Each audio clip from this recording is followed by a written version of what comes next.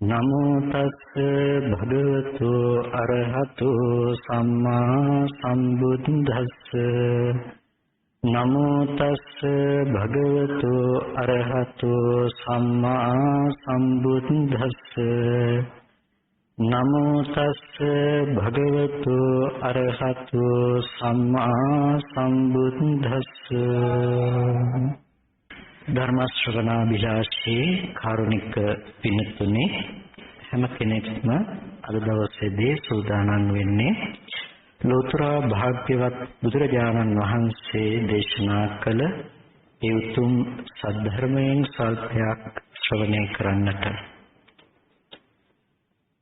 එනිසා හැමෝම කය මෙතන නිසසලව තියනවා වගේ තමන්ගේ හිතත් නිසසල කරගෙන හොඳින් මේ කරුණ කෙරෙහි අවධානයෙන් යුක්තව ශ්‍රවණය කළොත් මේ ධර්ම කාරණාවන් තමන්ගේ ජීවිතයට එකතු කරගන්නට වටහා ගන්නට පුළුවන් කමක් ලැබෙවි. පින්තුනේ අපි කවුරුත් පරක් පෙරක් නොපෙනෙන සසර ගමනක සැරිසරන ඇත්තෝ. භාග්‍යවත් බුදුරජාණන් වහන්සේ අපිට දේශනා කළේ අනමතග්ගෝ යං භික්ඛවේ සංසාරෝ පුබ්බා කෝටින පඤ්ඤායති. මේ සසර ගමන අනවරාග්‍රයි, සසර ගමනේ ඊට කෙලවරක් පේන්නේ නැහැ කියලා. ඒ අනවරාග්‍ර සසර ගමනක ඉපදෙමින් මැරෙමින් ඉපදෙමින් ගමන් කරන සත්‍යයට ඉන් අත මිදෙන්නට, ඒ වගේම දුක්ඛ දෝමනස්සානං සමතික්‍රමාය, දුක්ඛ දෝමනස්ස ධර්මයන් සමතික්‍රමණය කරන්නට, ලෝකයාගේ ලෝක දර්ශනය අතික්‍රමණය කරන්නට තමයි බුදුරජාණන් වහන්සේ නමක් ලෝකේ ධර්ම දේශනා කරන්නේ. ඒ ධර්මය අතිශය සියුම්. එනිසා භාග්‍යතුන් වහන්සේ දේශනා කරනවා පඤ්ඤාවන්තස්සායන් ධම්මෝ නායන් ධම්මෝ දුප්පඤ්ඤස්ස. ප්‍රඥාවන්තයින්ටයි මේ ධර්මයේ තියෙන්නේ, එහෙමත් නැතිනම් දුෂ්ප්‍රඥයින්ට නෙමෙයි කියලා. ධර්මයේහි කතා කරන ප්‍රඥාවන්ත භාවය අපි අධ්‍යාපනය තුළින් කොතෙක් දුරට ගියාද කියන එක මතම තීරණය වෙන්නක් නෙමෙයි. ඒ කතා කරන ප්‍රඥාවන්ත භාවය අපිට ලෝක දර්ශනය අනුව නෙමෙයි, ලෝකෝත්තර දර්ශනය තේරුම් ගන්නට අවශ්‍ය ප්‍රඥා සම්පත්තිය. තව විදිහකින් කියනවා නම් පෙනෙන දෙයට ඔබෙන් නුවණ පවත්වන්නට පුළුවන්කම. ලෝකයේ ස්වභාවය තමයි ලෝකයා මෙතරම ඉපදිලා මෙතරම දුවන මෙතරම සැරිසරන ඇත්තෝ. බුදුරජාණන් වහන්සේ නම ලෝකෙ පහළ වෙන්නේ පරතරක් හොයන අයට පරතරට මඟ පෙන්වන්නට. බුදුරජාණන් වහන්සේ නමක් ලෝකෙ පහළ වෙන්නේ දන් දෙන්නට කියලා දේශනා කරන්නටම නෙමෙයි. සිල් රකින්නට කියලා දේශනා කරන්නටත් නෙමෙයි. භාවනා කරන්නට කියලා දේශනා කරන්නටම නෙමෙයි. බුදුරජාණන් වහන්සේ පහළ වෙන්න කලිනුත් ලෝකේ දන් දුන්නා. ඒ වගේම මහාමායා දේවිය අටසිල් සමාදන් වෙලා හිටියේ. සිත කාලදේවල තාපසතුමා ධානලාභී තාපස කෙනෙක්, අෂ්ට සමාපත්තිලාභී තාපස කෙනෙක්. එනම් භාවනා ප්‍රතිපදාවනුත් ලෝකෙ තිබුණා. එහෙනම් මේ ටික විතරක් කියලා දෙන්න ලෝකෙට බුදුරජාණන් වහන්සේ නමක් ලෝකෙට අවශ්‍ය කරන්නේ නැහැ. එහෙනම් ඇයි බුදුරජාණන් වහන්සේ නමක් ලෝකෙට අවශ්‍ය කරන්නේ? බුදුරජාණන් වහන්සේ නමක් ලෝකෙට අවශ්‍ය කරන්නේ සාමාන්‍ය ලෝකයාට හසු නොවන, සාමාන්‍ය ලෝකෙට නොපෙනෙන දෙයක් පෙන්වලා දෙන්න. ඒ දේ තමන් විසින්ම අවබෝධ කරගත්ත නිසා බුදුරජාණන් වහන්සේට සම්මා සම්බුද්ධයි කියලා අපි කියනවා. ශ්‍රාවකයන්ට ඒ බුදුරජාණන් වහන්සේ අවබෝධ කරගෙන දේශනා කරන ධර්මය අනුශ්‍රවණය මගින්, ඒකට කියනවා සුතමය ඥානය කියලා. අහලා අවබෝධ කරන්නට පුළුවන්කම තියෙනවා. එතකොට සාමාන්‍ය ලෝකයේ දැක්මට එහා ගියපු දර්ශනයක් තමයි බුදුරජාණන් වහන්සේ අපිට පැහැදිලි කරන්නට යෙදුනේ. ඒ දර්ශනය අපිට ස්පර්ශ කරන්නට බැරි සීමාවෙ නෙමෙයි තියෙන්නේ, අපිට ස්පර්ශ කරන්නට පුළුවන් සීමාවෙ. ඒ නිසා තමයි මේ ධර්මයේ සාක්ෂාත් වෙන්නේ මනමින් දේශනා කරපු ධර්මයක් බවට පත් වෙන්නේ. ඒ වගේ මේක සාන්දෘෂ්ටිකයි. මේ ජීවිතේදීම අත්දකින්නට පුළුවන් දෙයක්. අපි මේ ශාස්ත්‍රයේ ප්‍රතිඵලය අපි දන්නවා නිවන කියලා. නිවන් දැකීම කියන එක අපි බලාපොරොත්තු වෙන්නේ මරණින් මත්තේ ලැබෙන නිවනක් පිළිබඳව. එහෙම නැතිනම් අපි නිවන් සැප ලැබේවා කියන එක ගහන්නේ කෙනෙක් මරුණට පස්සේ. ටිකක් අපි අසනීප වෙලාවක නිවන් සැප ලැබේවා කිව්වොත් ටිකක් තරහක් යන්න ඉඩ තියෙනවා. මොකද නිවන පිළිබඳව අපේ තියෙන ආකල්පය තමයි ඒ. එනිසා නිවන කියන එක මැරිලා නිවන් දකින්න පුළුවන් කමක් නැත්තේ. ජීවත් වෙන කෙනෙකු විසින් අත්විඳිය යුතු අත්විඳිය හැකි දර්ශනයකින් ලබන දෙයක් මිසක නිවන කියලා කියන්නේ කවදාවත් මැරිලා ලබන්න පුළුවන් දෙයක් නෙමෙයි. එහෙනම් නිවන් දකින්න පුළුවන්කම තියෙන්නේ ජීවත් වෙන කෙනෙකු විසින්. ජීවත් වෙන කෙනෙකු විසින් නිවන් දැකිය යුතුයි. ඒ නිවන් දැකිය යුත්තේ ඇයි? ඒක තමයි ප්‍රශ්නේ. දවසක් මෙතන මම හිතනවා බොහෝ තරුණ පිරිසකුත් ඉන්නවා. ඒ නිසා එක දවසක් මගෙන් එක කෙනෙක් අහනවා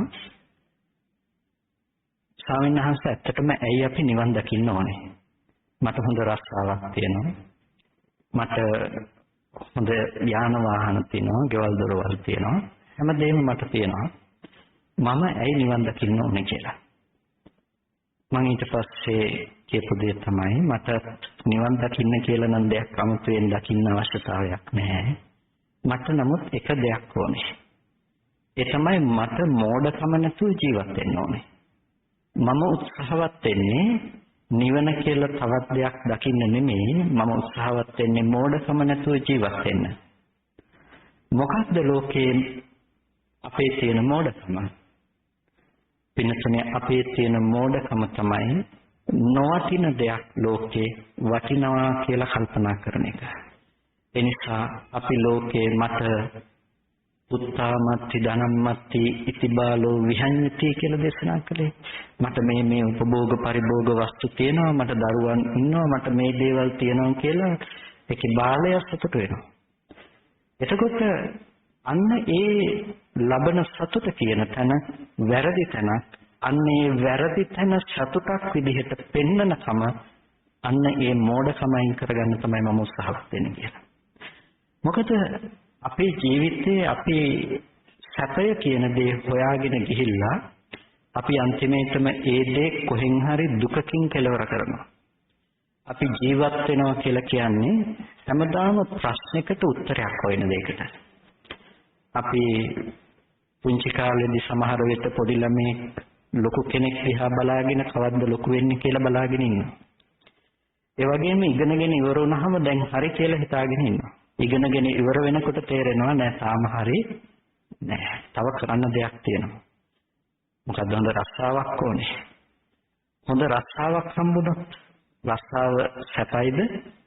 වැස්සක් පින්නක් අවුවක් නැතුව ලෙඩක් දුකක් නැතුව වැඩට යනවා කියන එක ඒක තවත් දුකක්.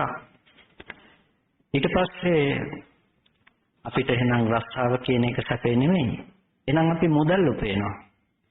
මුදල කියන තැන අපිට සැපයක්ද?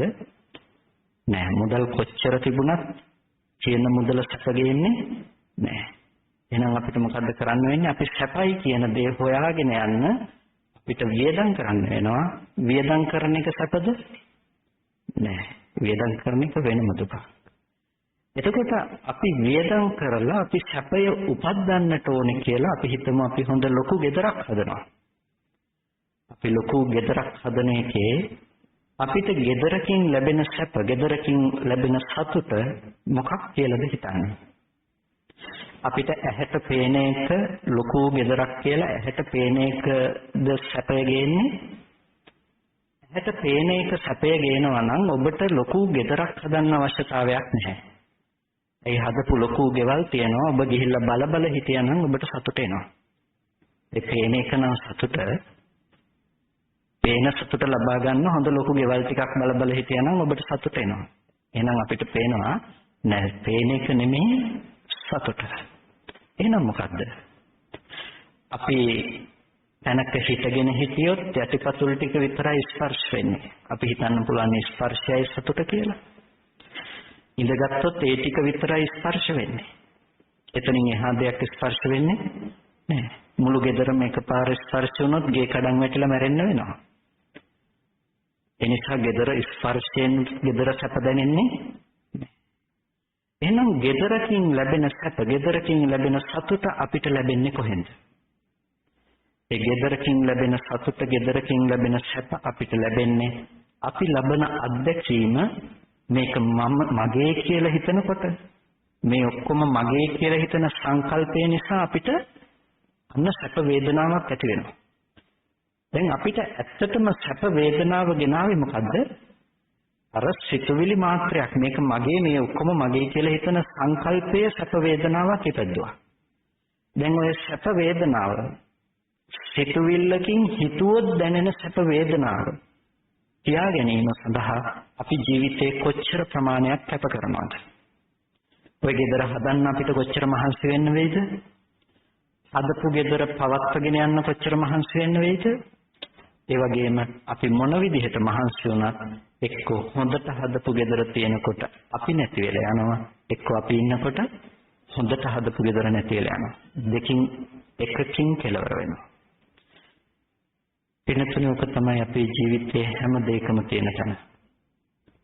එනිසා ආදීනව කියන එක වැඩිපුර තියෙනවා. ඔය කිව්වේ මැරිලා ගිහිල්ලා තණ්හාවෙන් ඉඳලා පෙරේතෙක් වෙලා එන්න තියෙන නොපෙනෙන දුක ගැන නෙමෙයි. මේ ජීවිතේ අපිට විඳින්නට තියෙන, මේ ජීවිතේ අපි ප්‍රායෝගිකව මුහුණ දෙන යථාර්ථය ගැනයි ඔය කතා කළේ.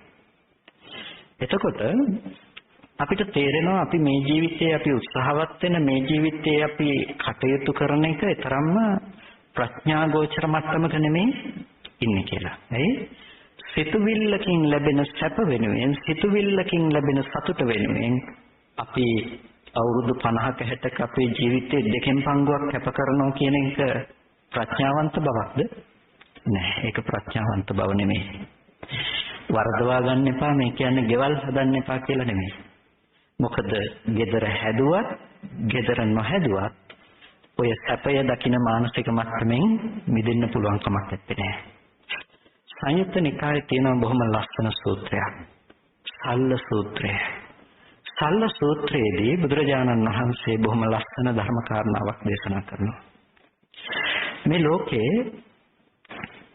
ධර්මයේ අහපු නැති, ධර්මයේ ගැන නොදන්නා පුද්ගලයන් ඉන්නවා. ඒ පුද්ගලයන්ට සැප වේදනාව දැනෙනවා. ඒ පුද්ගලයන්ට දුක් වේදනාව දැනෙනවා. ඒ පුද්ගලයන්ට උපේක්ෂා වේදනාව දැනෙනවා. ඒ පුද්ගලයන්ගේ ජීවිතයේ දුක කියන දුක් වේදනාව දැනෙනකොට අපි දුක් වේදනාව නැති කරගන්න මොකද්ද කරන දේ? සාමාන්‍යයෙන් ධර්මයේ නොදන්නා කෙනෙක් දුක් වේදනාව නැති කර ගැනීම පිණිස ඒ කෙනා දන්න එකම මඟ තමයි සැප වේදනාවක් හොයාගෙන යනකම. දුක් වේදනාව නැති කර ගැනීම පිණිස අපි දන්න එකම මඟ තමයි සැප වේදනාවක් හොයාගෙන යනකම. රස්සාවක් නැති එකනම් දුක, රස්සාව නැති එකේ දුක විසඳ ගන්න අපි දන්න එකම ක්‍රමය මොකද්ද? රස්සාවක් හොයාගන්න එක. ඒක තමයි අපි දන්න එකම ක්‍රමය, රස්සාවක් හොයාගන්න එක. එතකොට මේකෙන් එහාට අපේ මනස පවත්වන්න බෑ අපිට. අපි පවත්වන්නේම මනස මේක ඇතුලේ තමයි. රස්සාවක් නැති එකනම් දුක, රස්සාවක් හොයාගන්න නැතුව මොනව කරන්නදනේ? ඒක තමයි අපි දන්න, අපි දකින සීමාව. ඒක තමයි ලෝකයාගේ අනුසෝතගාමී මඟ කියලා කිව්වේ. අනුව එක දිශානතියකට, එක පැත්තකට ගහගෙන යනවා. මෙන්න මේ වගේ මනසක ඉන්න කෙනෙකුට බුදුරජාණන් වහන්සේ ඊට හාත්පසම දෙයක් දේශනා කළා.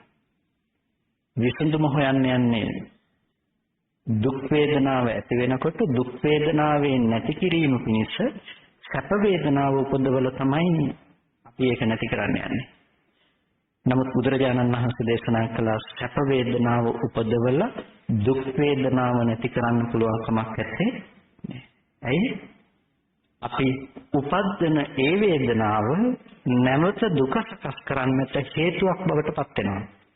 දවසක් ජේතවනාරාමේ හවස් වරුවක පහනක් පත් වෙලා තියෙනවා.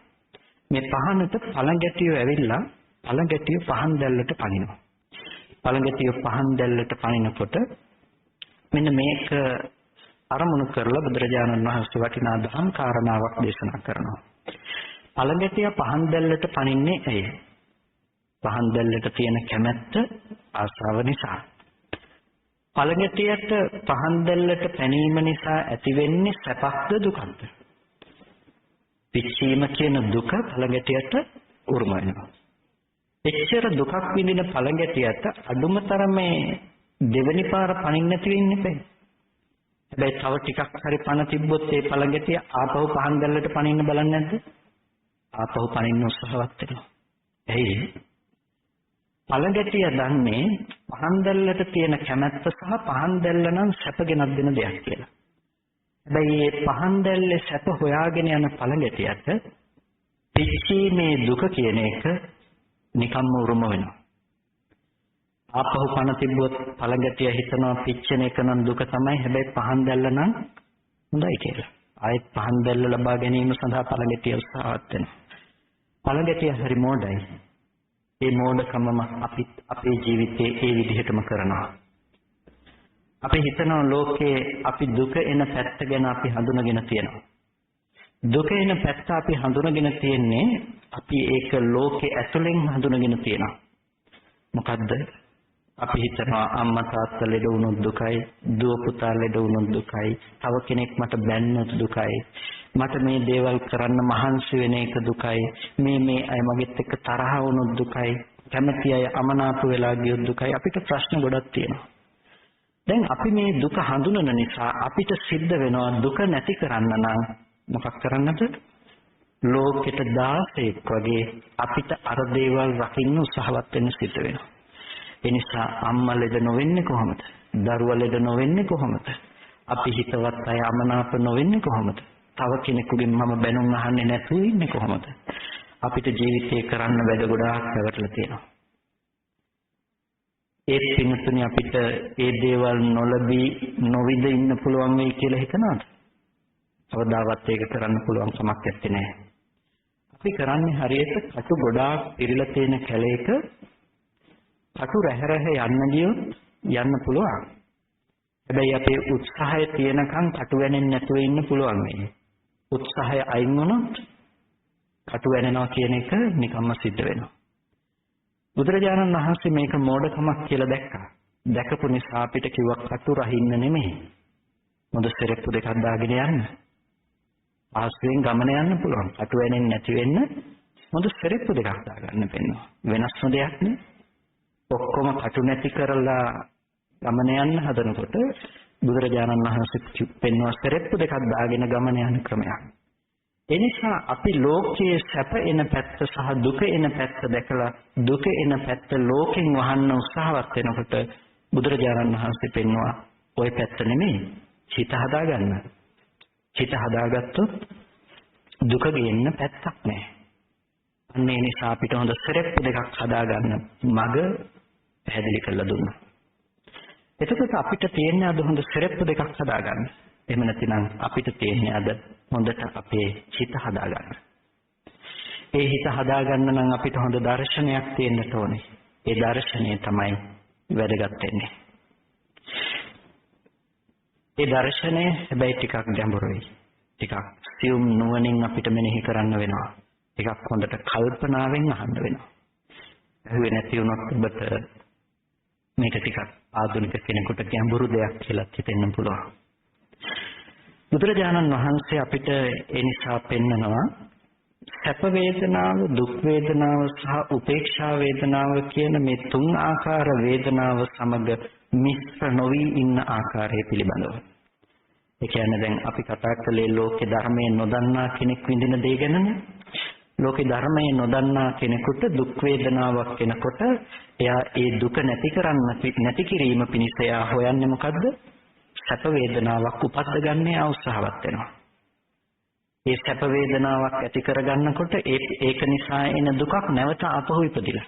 ඒ දුකට උත්තරයක් සපයන්න ආයෙත් එකක් හොයනවා. ඕක තමයි අපි ජීවත් වෙනවා කියලා කියන්නේ. හැමදාම ප්‍රශ්නයකට උත්තරයක් හොයනවා.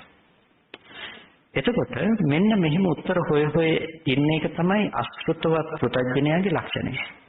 මෙහෙම ඉන්නකොට අපි දුක් වේදනාව ඇති වෙනකොට දුක් වේදනාවත් එක්ක ගැටෙනවා. සැප වේදනාව බලාපොරොත්තු වෙමින් සැප වේදනාවේ ඇලෙනවා. හරියට කැරට් තලයේ පස්සේ දුවන අශ්වයා වගේ අපි දුවනවා. ඒ කියන්නේ වැඩි දුර යන්න ඕනේ නැහැ මේ වෙලාවම ගන්නකෝ. අපි ඉඳගෙන ඉන්නවා අතපය ටිකක් රෙදෙන්න ගන්නවා ටිකක් වෙලා යනකොට එතකොට මොකද කරන්නේ? ඉරියව්ව ටිකක් වෙනස් කරනවා. දැන් හොඳයි. ටිකක් වෙලා යනකොට අර වෙනස් කරපු ඉරියව්ව ආපහු දුකයි දැන්. ඒ වෙනස් කරපු ඉරියව්ව ආපහු දුකක් වෙනකොට අපි ආපහු ඉරියව්ව වෙනස් කරන්න කල්පනා කරනවා. එතකොට එක ඉරියව්වකින් ඉඳලා ඉරියව්ව වෙනස් කරන මොහොත නෙමෙයිද අනිත් දුකේ පටන් ගැනීම උනේ. ඒ ආරම්භය නෙමෙයිද අපි සැපයක් විදිහට කල්පනා කළේ. අපි හිතන්නකෝ ඉඳගෙන හිටපු කෙනෙක් හිටගත්තා කියලා. හිටගත්ත මොහොතේම තමයි හිට ගැනීම කියන දුක පටන් ගත්තේ. හැබැයි අපි හිටගෙන යන්තම් ඇති හිටගත්තා කියලා අපි කල්පනා කරනවා.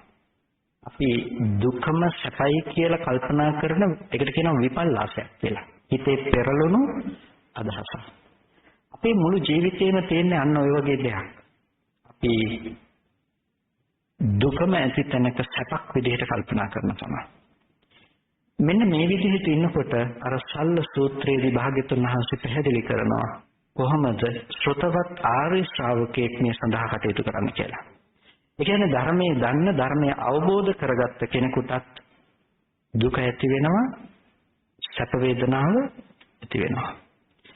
ඒ දුක් වේදනාව ඇති වෙනකොට දුක් වේදනාවත් එක්ක එහා ඇත්තේ නැහැ. සැප වේදනාව ඇති වෙනකොට සැප වේදනාවත් එක්ක එහා ඇත්තේ නැහැ. උපේක්ෂා වේදනාව ඇති වෙනකොට උපේක්ෂා වේදනාවත් එක්ක එහා ඇත්තේ නැහැ. එයා තුළ තියෙන දර්ශනය නිසා. මේක තමයි ගැඹුරුම තැනක්. අපි හොඳට නුවණින් කල්පනා කරන්නට ඕන දෙයක්. මොකද්ද මේ වේදනාවත් එක්ක ඒ කෙනා නැහැ කියලා කියන්නේ? ධර්මයේ දන්න කෙනා වේදනාවත් එක්ක නැහැ. ඒක නිසා යාට ජරා මරණ දුක එන්නේ නැහැ.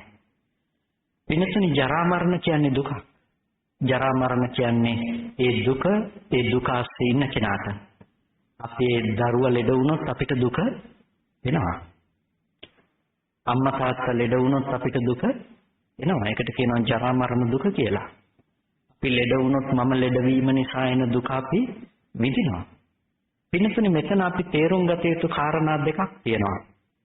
එකක් තමයි කායික දුක, අනිත් එක තමයි මානසික දුක. කායික දුක සහ මානසික දුක කියන මේ දෙආකාර දුක අතරින් වැඩිපුරම බලවත් කායික දුකද මානසික දුකද? වැඩිපුරම පෙළන්නේ මානසික දුක කියන එක. වැඩිපුරම ජීවිතේ පෙළන්නේ මානසික දුක කියන එක. කායික දුකත් නැවත නැවත ඔසවලා දෙන්නේ, කායික දුකත් නැවත නැවත අවුස්සලා තියන්නේ මානසික දෙයමකින්. කායික වේදනාව මගේ කරලා මගේ අතේ අමාරුව හදලා දෙන්නේ සම්පූර්ණම මානසික වේදනාවක් තුළ. අපි ඉන්නේ නිකන් අතේ පය අමාරුවක් ඔළුව එකක්මක් නෙමෙයිනේ. පැයක් තිස්සේ තියෙන ඔළුව එකක්ම අපි විඳිනවා. වෙනතුනේ පැයකට කලින් තිබුණු පැයක් තිස්සේ තියෙන ඔළුව එකක්ම මට දැනෙනවද? නැතිනම් මේ මොහොතේ තියෙන වේදනාවට පැයක් තිස්සේ ඔළුව රිදෙනවා කියන එක අපි මානසිකව එකතු කරනවාද? පැයක් තිස්සේ ඔළුව රිදෙනවා කියන එක අපි සම්පූර්ණම මානසිකව එකතු කරගන්න ටික. ඒ නිසා බුදුරජාණන් වහන්සේ දේශනා කරන අශ්‍රතවත් ප්‍රත්‍යඥය එකම වේදනාවට දෙපාරක් දුක් විඳිනවා කියලා. එකම වේදනාවට දෙපාරක් දුක් විඳිනවා. හරියට මෙහෙම කිව්වොත් කකුලේ කටු වැනිලා තියෙන අය කටුව ගන්න තව කටුවක් උපකාර කරගන්නවා. එතකොට එක කටුවක් වැනිලා දුක් විඳින කෙනා ඒ කටුව ගැලවීම පිණිස තව කටුවක් යනෙන දුක විඳින්න සිද්ධ වෙනවා. අන්න ඒ වගේ අසුතවත් පුතඥය එක වේදනාවක් නිසා එන දුක තවත් වේදනාවක් උපද්දගෙන විඳිනවා. අපිට දැනෙන්නේ කය ස්පර්ශය නිසා ඇති වෙන වේදනාව. හැබැයි මේ වේදනාව මගේ කරලා මගේ ඔළුවේ කැක්කුම හැදිලා පැයක් තිස්සේ තියෙන මට පැයක් තිස්සේ ඔළුව රිදෙනවා කියන එක අපි විඳිනවා. මෙන්න මේ විදිහේ මානසික මට්ටමකින් අපිට බුදුරජාණන් වහන්සේ පෙන්වනවා ලෝකෙට ඕනවට වඩා වටිනකමක් දෙන්න යන කමෙන් අපිට මිදෙන්නට අවශ්‍ය දර්ශනය. ඒ කියන්නේ අපි ජීවිතයේ හැම වෙලාවකදීම උත්සාහවත් වෙන්නේ වටිනාකම අනුව තමයි සැප සහ දුක කියන දේ තීරණය කරන්නේ. අපි අකමැති දුක්ඛදායක දේ අපිට වටිනකමක් නැත්තේ නැහැ.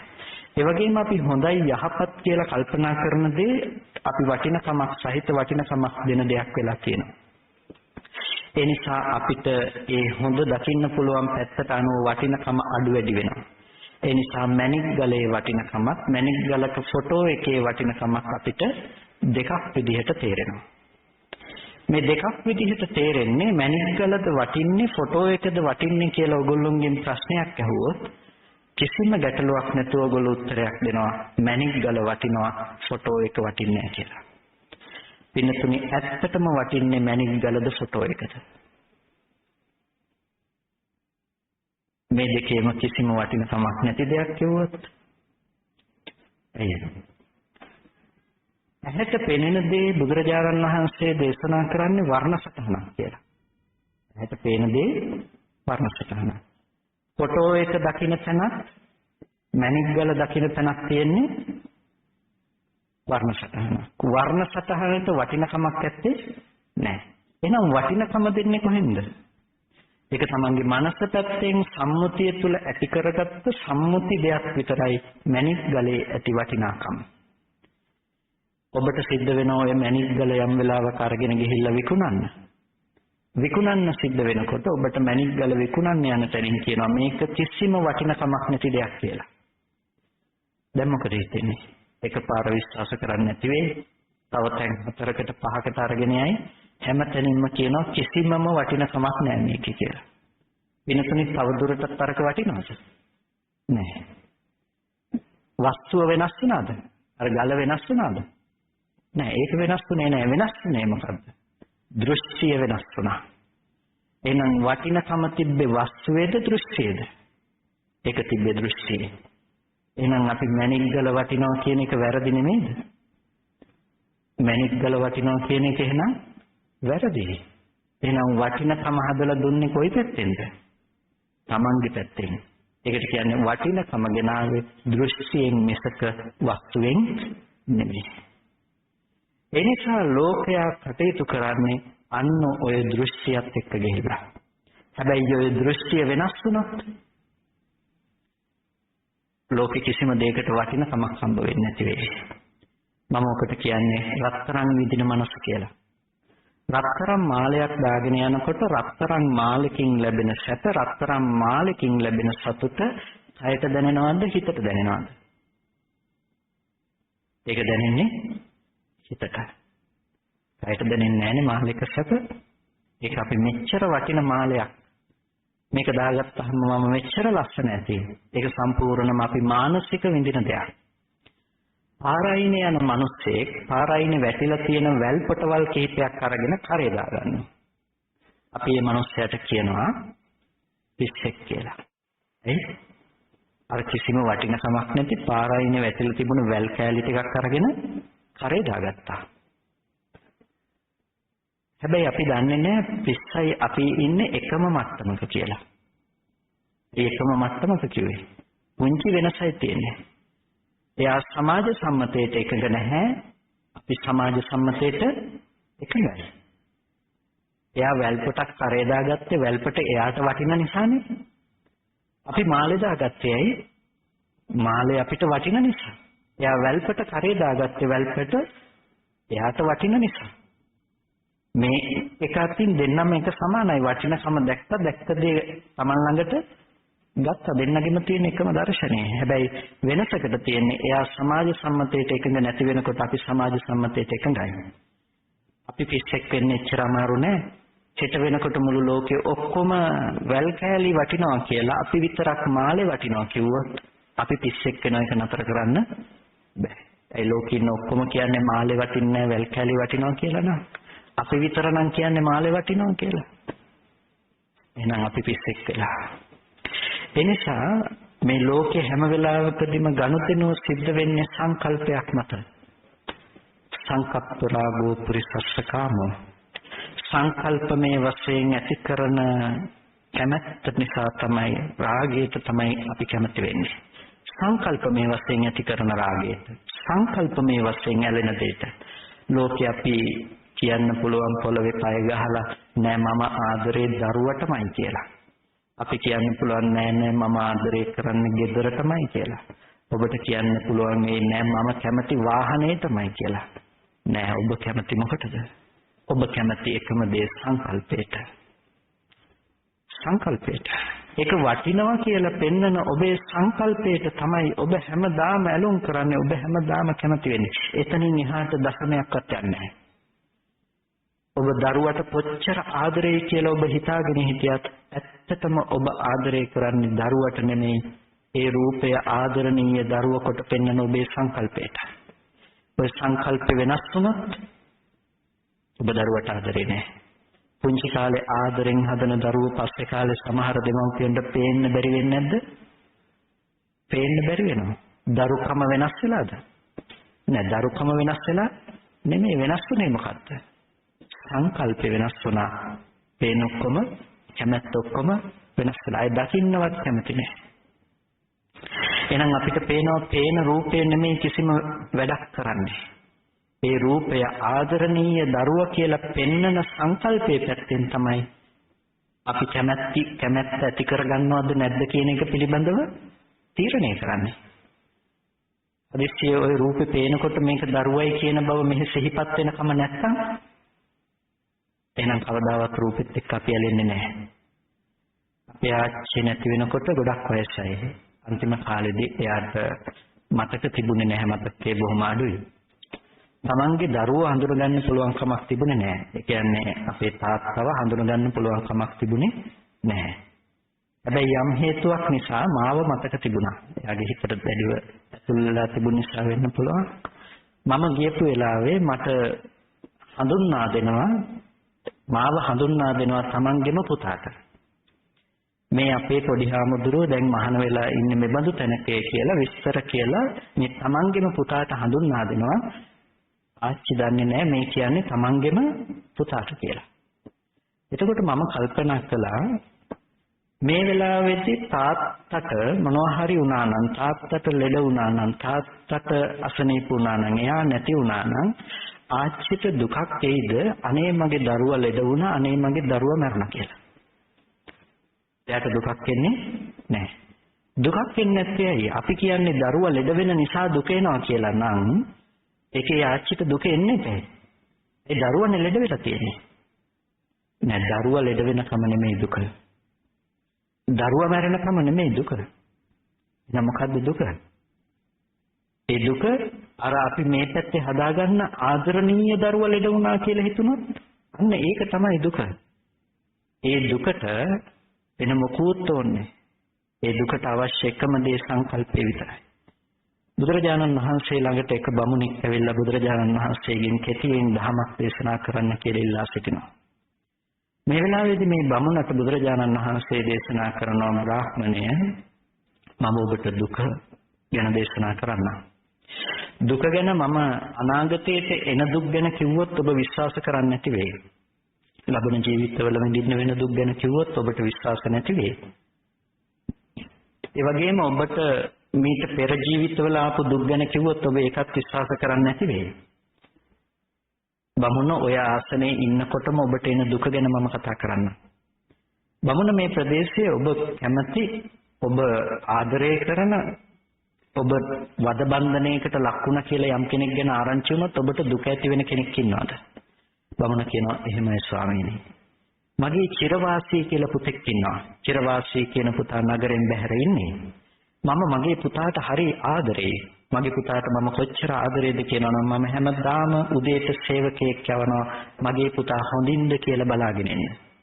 ස්වාමීනි මම මේ සේවකයා එනකම් බයේ ඉන්නේ.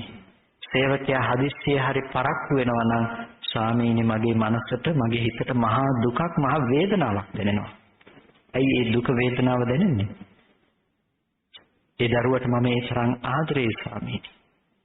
එතකොට බුදුරජාණන් වහන්සේ කියනවා ඒ චිරවාසී කියන පුතාට ලෙඩක් දුකක් හැදුණා කියලා ඔබට ආරංචි වුණොත්, චිරවාසී පුතා මරණයටපත් වුණා කියලා ඔබට ආරංචි වුණොත් ඔබට මොන වගේ හැඟීමක් දැනෙයිද? ස්වාමීනි මගේ මේ ජීවිතෙන් ඇති ප්‍රතිඵලය මොකද්ද? මගේ ජීවිතෙන් ඇති වැඩක් නැහැ. මට මරණය හා සමාන දුකක් ඒක. මගේ ජීවිතෙන් ඊට පස්සේ ප්‍රයෝජනයකුත් නැහැ. ඊට පස්සේ බුදුරජාණන් වහන්සේ අහනවා බමුණ ඔය චිරවාසීගේ මෑණියෝ ඒ කියන්නේ මේ බමුණගේ බිරිඳ ඒ බිරිඳට ලෙඩක් ඇති වුණා මරණයට පත් වුණා කියලා ඔබට ආරංචි වුණොත් ස්වාමීනි ඒත් මට මහා දුකක් දැනෙනවා. එතකොට අහනවා බුදුරජාණන් වහන්සේ බමුණ ඔබට ඔය චිරවාසීගේ මෑණියෝ එහෙම නැතිනම් බමුණගේ බිරිඳ බ්‍රාහ්මණ බිරිඳ හමුවන්නට කලින් දැන හඳුන ගන්නට කලින් ලෙඩ වෙලා මැරිලා තිබුණා නම් ස්වාමීනි මට දුකක් ඇති වෙන්නේ නැහැ. මම ඒ කෙනාව දන්නේ නැහනේ. ඒ කෙනාව හම්බ වෙන්න කලින් ඒ කෙනා මැරිලා තිබුණා නම් ඔබට දුකක් ඇති වෙනවද කියලා අහුවා නෑ ස්වාමීනි මට දුකක් ඇති වෙන්නේ නැහැ. ඒ කෙනා මම දන්නේ නැහැ. එතකොට ඒක ඇතුලේ අපිට ලොකු කතාවක් වෙනවා. මොකද්ද? අපිට දුක කියන දේ ගෙනල්ලා දෙන්නේ බාහිර වස්තුව ඇතිවීම මත හෝ නැතිවීම මත නෙමෙයි. දුක කියන දේ ගෙනල්ලා දෙන්නේ මොකද්ද? අපි මේ පැත්තේ ඇති කරගත්ත දෘෂ්ටිය බාහිර වස්තුව පැත්තෙන් දැකලා ඒ පැත්තේ තියෙන දේට ඇලුම් කිරීම මත තමයි අපිට ගෙනල්ලා දෙන්නේ. ඒ නිසා යම් කිසි දවසක ඉඳලා දැකපු දවසේ ඉඳලා තිබුණ සිද්ධි ටික අපි හිතා ගන්නවා ඒ කෙනාම තමයි එළියේ ඉන්නේ කියලා. ඒකත් එක්ක තමයි අපිට දුක එන්නේ. ඒ නිසා මම කියන්නේ අම්මා මැරුණා කියලා ඔබ දුක් වෙන තැනක ඔබ ඇත්තටම දුක් වෙන්නේ අම්මා මැරුණාටද අම්මා ජීවත් වුණාටද? මම නම් කියන්නේ ඔබ දුක් වෙන්නේ අම්මා ජීවත් වුණාට කියලා. ඇයි? ජීවත් වෙච්ච කාලේව හිතනකොට නෙමෙයිද දුක ගලාගෙන එන්නේ? මෙහෙම හිටපු අම්මා, මෙහෙම ආදරය කරපු අම්මා, මෙහෙම කටයුතු කරපු අම්මා. ඒ දේ ඔබට මතක හිටින්න ඔබට සිහිපත් කරන්න ඔබේ ජීවිතේට දුක ගලාගෙන එන්නේ නැද්ද? දුක ගලාගෙන එනවා. ඔබට ඒ වගේ සොඳුරු මතක තියෙන්නේ 10යි නම් ඔබට දුක් වෙන්න පුළුවන් තැන් තියෙන්නේ 10යි. ඒ වගේ මතක ඔබට 100ක් තියෙනවා නම් ඔබට 100ක් ගැන හිතලා දුක් වෙන්න පුළුවන්. 1000ක් තියෙනවා නම් 1000ක් ගැන හිතලා ඔබට දුක් වෙන්න පුළුවන්. එතකොට ඔබ ඇත්තටම දුක් වෙලා තියෙන්නේ මරණය ගැනද ජීවත් වීම ගැනද? ජීවත් වෙච්ච කාලය ගැන හිත ඔබ දුක උපද්දගෙන තියෙනවා. දැන් ජීවත් වෙන කම නැත්නම් ඇත්තටම ඔබ දුක් වෙලා තියෙන්නේ කෙනෙක් මැරුණ එක ගැන හිතලාද තමන්ගේම මනස ගැන හිතලාද? ඔබ දුක් වෙලා තියෙන්නේ කෙනෙක් මැරුණ එක ගැන හිතලා නෙමෙයි. ඔබ දුක් වෙලා තියෙන එකම තැන තමන්ගේ මනස ගැනම හිතලා ඔබ දුක් වෙලා තියෙනවා. සතුටු වෙන්නේ උතනම තමයි. තමන්ගේ මනස ගැන හිතලම සතුටු වෙනවා. පින්තුනේ අපි සැප සහ දුක කියන දෙක පවත්න්නේ තමන්ගේ හිත පැත්තම ඇසුරු කරගෙන. අපි නමුත් ඒක දකින්න තරම් අපේ හිත ප්‍රගුණ නැති වෙනකොට අපි හිතනවා බාහිර යනවා තමයි අපිට දුක එන්නේ කියලා. කෙනෙක් බැන්නොත් දුකයි. ඇත්තටම ඔබට දුක එන්නේ ශබ්දේ නිසාද බැනුම නිසාද? බැනුම ශබ්දේ දුකයි නම් ඔබට මේ පාරයින යන මිනිස්සෙක් වෙන කාට හරි බැනගෙන ගියත් දුක එන්නේ නැහැ. එහෙම දුක එන්නේ නැහැ. මම මේ වෙලාවේ හොඳ පාලි වාක්‍යයක් කිව්වොත් අනේ හාමුදුරු සූත්‍රයකුත් දේශනා කරා කියලා සාදු කියයි. හැබැයි මම පාලියෙන් කියපු ටික සිංහලෙන් කියවුවොත් මම ඔබට හොඳට බැනලා තියෙන්නේ. හාමුදුරු බණ කියන්නේ ඇවිල්ලත් අපිට බැනලා ගියා කියලා ඔබ කල්පනා කරයි. ඔබට ඕන තරම් කාලයක් ඒක ගැන හිත පටිගය ඇති කරගන්නත් දුක ඇති කරගන්නත් පුළුවන් වෙයි. පින්තුනේ ඒ ඔක්කොම ආවේ බැනුම නිසාද? නෑ. ශබ්දයෙන් ගේන දෙයක් ඇත්තේ නෑ. ශබ්දේ ශබ්ද මාත්‍රයක් විතරයි. හැබැයි ශබ්ද මාත්‍රයක් වූ ඒ ශබ්දේ ගැන හිත ඔබට කොච්චර කාලයක් දුක උපද්ද ගන්න පුළුවන් වේද? අවුරුද්දක් 2ක් 10ක් 15ක් ඔබ ජීවත් වෙනකන් ඔබට පුළුවන් වෙයි. කෙනෙක් බැන්නොත් බැනපු අවස්ථාවක් හිතන ඔබට දැන් බැනුම ඇහෙන්නේ නැහනේ. හැබැයි ඔබට දුක උපද්ද ගන්න පුළුවන්. ඒ තාමත් ඇවිල්ලා සද්ද කනේ හැප්පෙන නිසාද? නැහැ. එහෙනම් ඔබ කෙනෙකුගේ බැනුම නිසා දුක් වෙන්නේ බනින නිසාද දුක් වෙන්නේ? බනින දුක Taman ඇතුලේ හදාගන්න නිසාද? හදාගන්න නිසා. බනින දුක Taman ඇතුලේ හදාගන්න නිසා තමයි දුක එන්නේ. මම ඔබට වස ගේන්න කියලා කිව්වොත් ඔබ ගිහිල්ලා වහ ටිකක් අරගෙන එයි. මෙතන ජර්මන් ජාතිකයෙක් හිටියොත් එයා ගිහිල්ලා වතුර ටිකක් අරගෙන එනවා. ඔබේ කන ළඟට යනකොට වස කියන එක වහ බවට පත් වෙලා ජර්මන් ජාතිකයාගේ කන ළඟට යනකොට වතුර වෙලා ගියාද? ජර්මන් භාෂාවෙන් වස කියන්නේ වතුර වලට. නැත්නම් ශබ්දය එක සමාන විදිහටම ඕගොල්ලන්ට ඇහෙනකොට ඕගොල්ලෝ දැනගත්තේ Taman තුල තිබුණ දේද? ශබ්දය එක සමාන විදිහටම වස කියලා කාටත් ඇහෙනකොට කවුරුත් දැනගත්තේ ශබ්දය ගැන Taman හිතාගෙන හිටපු ටිකද? Taman දැනගත්තේ ශබ්දේ නෙමෙයි, ශබ්දය ගැන Taman රැස් කරගෙන හිටපු සංකල්ප ටික දැනගත්තා. අපි හිතනවා හාමුදුරු කියපු එක තමයි අපි දැනගත්තේ කියලා. ඇත්තටම ඔබ දැනගන්නේ මම කියන එකද? එහෙම නැත්නම් ඔබ හිතාගෙන ඉන්න ටිකද? ඔබ දැනගන්නේ ඔබ ඒ අරබය රැස් කරගෙන තියෙන ඔබේ ටික අනුව විතරයි. මම කියන එක කාටවත් දැනගන්න බෑ. මම කියන එක දැනගන්න පුළුවන් නම් මෙතන ඉන්න ඔක්කොටම එකම මට්ටමට බණ තේරෙන්නේ නැහැ. එහෙමනේ? මෙතන ඉන්න ඔක්කොටම එකම මට්ටමට බණ තේරෙන්න ඕනේ. මේ මම කියන එකමනේ ඔබ දැනගන්නේ. නෑ, කෙනකෙනාගේ සංකල්ප වශයෙන් පුරුදු කරපු පැත්ත වශයෙන් කෙනකෙනා ඉන්නේ විවිධ මට්ටම් වල. කෙනකෙනා ශබ්ද ටික ඇහෙනවා, ඇහෙන ශබ්ද ටික අනුව දැනගන්න පුළුවන්කම තියෙන්නේ තමන්ගේ මනස පැත්තෙන් ගෙනල්ලා දෙන ටික විතරයි. ඒ නිසා 10 දෙනෙක් ගත්තොත් 10 ආකාරයකට තේරුම් අරගෙන තියෙනවා. ඒ නිසා අපිට ලෝකේ ස්වභාවය තමයි මෙන්න මේ විදිහට අපි තමන් මනෝවිඤ්ඤාණය නැමැති ටැංකියෙන් එළියට පොඩ්ඩක්වත් යන්නේ නැතුව තමන් තුළ ජීවත් වෙනකම. තමන් තුළ ජීවත් වෙනකම. තමන්ගේ අත්දැකීම් ටිකෙන් තීරණය කරනකම. ලෝකේ ඔක්කොම එකම මට්ටමේ නිසා කිසිම ප්‍රශ්නයක් නැතුව යනවා. එකම මෝඩකමේ ඉන්න නිසා. මම ඔකට කියන්නේ ඔබට දකින්න පුළුවන්කම තියෙනවා චිත්‍රපටියක් බලන කෙනෙක්ව. හැබැයි ඔබට චිත්‍රපටිය පේන්නෙත් නැහැ, චිත්‍රපටිය ඇහෙන්නේ නැහැ. මේක බලාගෙන ඉන්න කෙනාව ඔබට පේනවා. ඔබට පේනවා හිතපු ගමන් හයියෙන් hina වෙනවා. හිතපු ගමන් අඬනවා. හිතපු ගමන් ඔහේ බලාගෙන ඉන්නවා. ආයෙ හිතපු ගමන් hina වෙනවා. මේ කෙනා දිහා බලන් ඉන්නකොට ඔබට මොනවා හිතේද? ඔබට හිතේ පිස්සෙක් කියලා. ඒ හිතපු ගමන් අඬනවා, ආයෙ hina වෙනවා, ඔහේ බලන් ඉන්නවා, ආයෙ hina වෙනවා. මේ වගේ කෙනෙක් දැක්කොත් පිස්සෙක් කියලා හිතේ. පින්නතුනේ අපිටත් පිස්සු කිව්වේ නැහැ. හැබැයි සබ්බේ පුතුජන උම්මත්තක විය රූපේසු මඤ්ඤති කියලා කිව්වා. සියලු පුතජනයින් උම්මත්තකයින් වගේ රූපේහි මඤ්ඤණා කරනවා කියලා කිව්වා. ඒ කිව්වේ අර චිත්‍රපටිය බලාගෙන ඉන්න කෙනා චිත්‍රපටිය දිහා බලාගෙන අඬනවා, ආයෙ hina වෙනවා වගේ අපි ජීවිතේ බාහිර දෙයට තමන්ගේ සංකල්පමය දේ පතිත කරලා අපි අඬනවා. අනේ මට දරුවා ගැන හරි දුකයි කියනවා. ඔබ ඇත්තටම දුක්ුනේ දරුවා ගැනද ඒ රූපේ දරුවකට පෙන්වන තමන්ගේ කෙලෙස් ටික ගැනද? ඔබ දුක්ුනේ තමන්ගේ කෙලෙස් ටික ගැන. ඔබ දුක්ුනේ තමන්ගේ සංකල්පය ගැන. හැබැයි අපි හිතනවා දරුවා ගැන හිතනකොට තමයි මම දුක්ුනේ කියලා. ඔබ කියනවා දරුවා ගැන මට හරි සතුටුයි කියලා. ඔබ ඇත්තටම සතුටුුනේ දරුවා ගැනද ඒ රූපේ දරුවකට පෙන්වන ඔබේ සංකල්පය ගැනද, ඔබේ මනස ගැනද?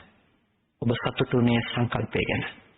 එතකොට ඔබත් එක්කම මේ සෙල්ලම කර hina වෙනවා. අපි හිතනවා රූපේ ගැන හිතනවා කියලා.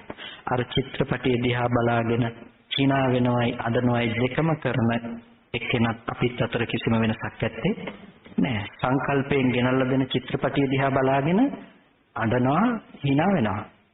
හැබැයි මෙන්න මේකෙන් මිදුණ කෙනාට අර අපි පැත්තකට වෙලා ඉන්නකොට චිත්‍රපටිය පේන්නේ නැති තැනට වෙලා බලන් ඉන්නකොට පෙනුන වගේ තමයි ලෝකෙ පේන්නේ. පිනතුනේ අපි ඔක්කොම එකම චිත්‍රපටිය බලන නිසා කිසිම ප්‍රශ්නයක් නැහැ. ඇයි ඔක්කොම ඉන්නේ එකම අවිද්‍යාවනේ? ඔක්කොම එකම චිත්‍රපටිය බලනකම් ප්‍රශ්නයක් නැහැ. හැබැයි කෙනෙක් මේ චිත්‍රපටියේ ආදීනවේ දැකලා එකෙන් අයින් වුණොත් එයාට මේකෙන් මිදෙන්න පුළුවන්. ඒ කියන්නේ ඒ සඳහා ඔබට සිද්ධ වෙනවා එතන තියෙන යථාර්ථයේ තේරුම් ගන්න. යථාර්ථය කියලා කිව්වේ චිත්‍රපටියක් බලාගෙන දුක්ඛදායක ජවනිකාවක් බලනකොට ඔබට ඒ ගැන දුක හිතිලත් ඇති, ඔබට ඇඬිලත් ඇති. පින්තුනේ දුක්ඛදායක ජවනිකාව බලාගෙන දුක් විඳින ඔබ ළඟින්ම ඒ ජවනිකාව රඟපාපු කෙනෙක් හිටියොත් ඔබ වගේම එයා දුක් වෙයිද? එයා දුක් වෙන්නේ නැහැ. ඇයි? එක්කෙනා දන්නේ, එක්කෙනා විඳින්න දන්නේ මොකද්ද? අර රඟපාපු අවස්ථාවේ තිබුණ සිදුවීම. එයා දන්නවා ඒක බොරුවක් කියලා. ඒ වගේම එයාට මතක් වෙන්නේ චිත්‍රපටිය ඇතුලේ කාරණා නෙමෙයි. එයාට මතක් වෙන්නේ ඒක රඟපාපු සිද්ධිය තමයි එයාට මතක් වෙන්නේ. ඒ නිසා අපි අඬන තැනක එයාට අඬන්න නැතුව ඒක බලාගෙන ඉන්න පුළුවන්කම තියෙනවා. එයා දන්නවා ඒකේ තියෙන බොරුව. පින්තුනේ අන්න ඒ වගේ තමයි යථාර්ථය දකින්න කෙනා. අපි ලෝකයේ යථාර්ථය නොදක ඒක ඇත්ත කරගෙන දුක් වෙන තැනක ලෝකයේ යථාර්ථය දකිනවා. චිත්‍රපටියක් කියලා කියන්නේ රංගපාලා ඉවර වුණ දෙයක් නේ. සකස් කරපු දෙයක්. රංගපාලා ඉවර වෙලා සකස් කරපු දෙයකට කියනවා චිත්‍රපටියක් කියලා. අපිත් චිත්‍රපටි තමයි බලන්නේ. අපිත් චිත්‍රපටි තමයි බලන්නේ. මොකද්ද චිත්‍රපටි අපි බලන්නේ? පින්නතුනේ ඒක රංගපාලා ඉවර වුණ දෙයක්. මේ මොකද්ද කියලා අහුවොත් ඔබට පෙනේ මේක වටාපතක් කියලා. ඔබට මේක වටාපතක් කියලා පේනකොට ඔබ දන්නවා මේක මම බණ කියන්නේ එනකොට අරගෙන ආපු එක ඒ වෙලාවෙම ඉඳලා තාමත් මගේ අතේ තියෙන වටාපත කියලා.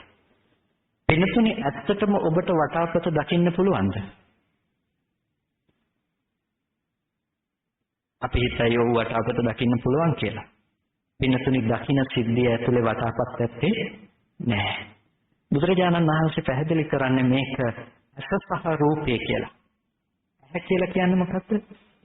ඇහැ කියලා කියන්නේ මේ පැත්තේ තියෙන චක්කු ප්‍රසාදයට. ඇහැ කියලා බුදුරජාණන් වහන්සේ දේශනා කරන්නේ මේ අපි තියනවා කියලා හිතාගෙන ඉන්න ඇහැ ගැන නෙමෙයි. ඊටාම සියුම් මට්ටමට ගිහිල්ලා බුදුරජාණන් වහන්සේ ඇහැ ගැන දේශනා කරන්නේ. ඇහැ කියලා පෙන්වන්නේ මෙන්න මේ දර්ශන කෘත්‍ය සිද්ධ වෙන තැන. ඒක දකින්න පුළුවන් කමක් නැත්තේ නෑ. ඔබට ඇහැ කවදාවත් දකින්න බෑ. කණ්ණාඩියක් ඉස්සරහට ගියොත් ඔබට පේන්නේ මොකද්ද? ඇහැද රූපයක්ද? රූපයක් ඒක. හොඳම දේ තමයි කළුවර වෙලාවක කණ්ණාඩිය ළඟට යන එක. කළුවර වෙලාවක කණ්ණාඩිය ළඟට ගියාම ඇහැ පේනවද? නෑ.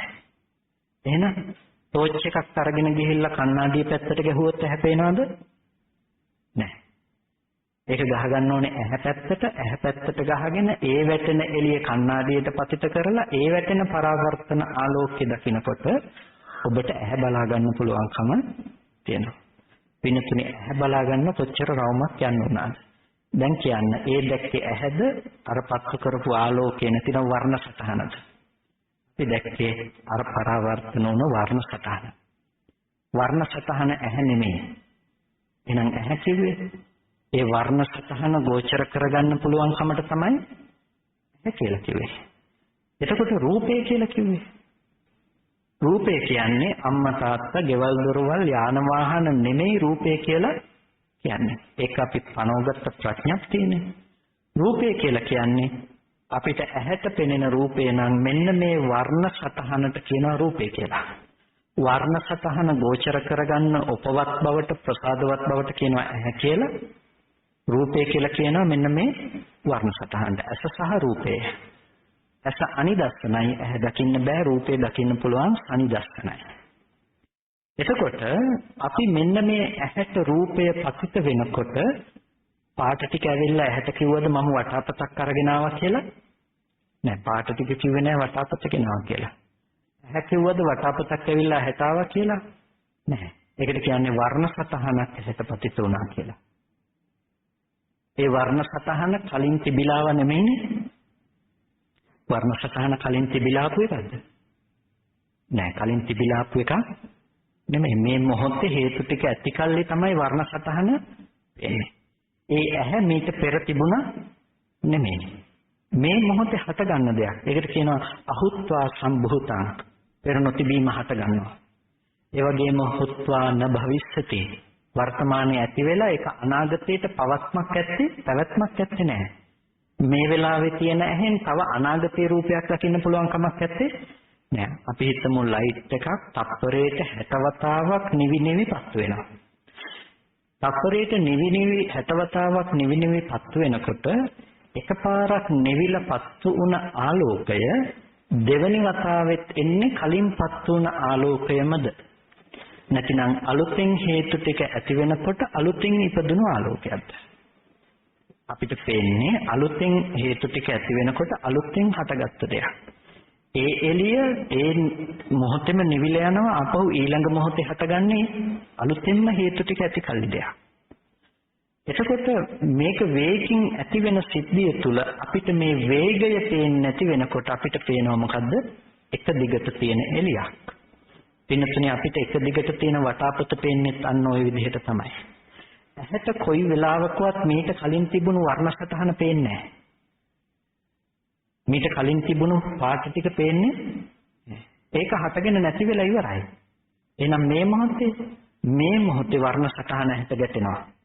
ඒ ගැටෙනකොට අපි හිතලා දැනගන්නවා කලින් තිබ්බ එක තමයි මේ තියෙන්නේ. මේ තියෙන එක තමයි අනාගතේට අපිට පේන්නේ. මේ ටික ඔක්කොම එකම පැවැත්මක් විදිහට අපි අල්ලගෙන යනකොට අපිට පේනවා එක දිගටම තියෙන වටාපතක් පේනවා. වටාපත පේන එක නෙමෙයි ලොකුම ප්‍රශ්නේ උතන තියෙන. වටාපත දකින්න මම මේ පැත්තේ ඉන්නවා. අන්නේ ඉන්න මට සැප දුක විඳින්න පුළුවන් ලෝකේ.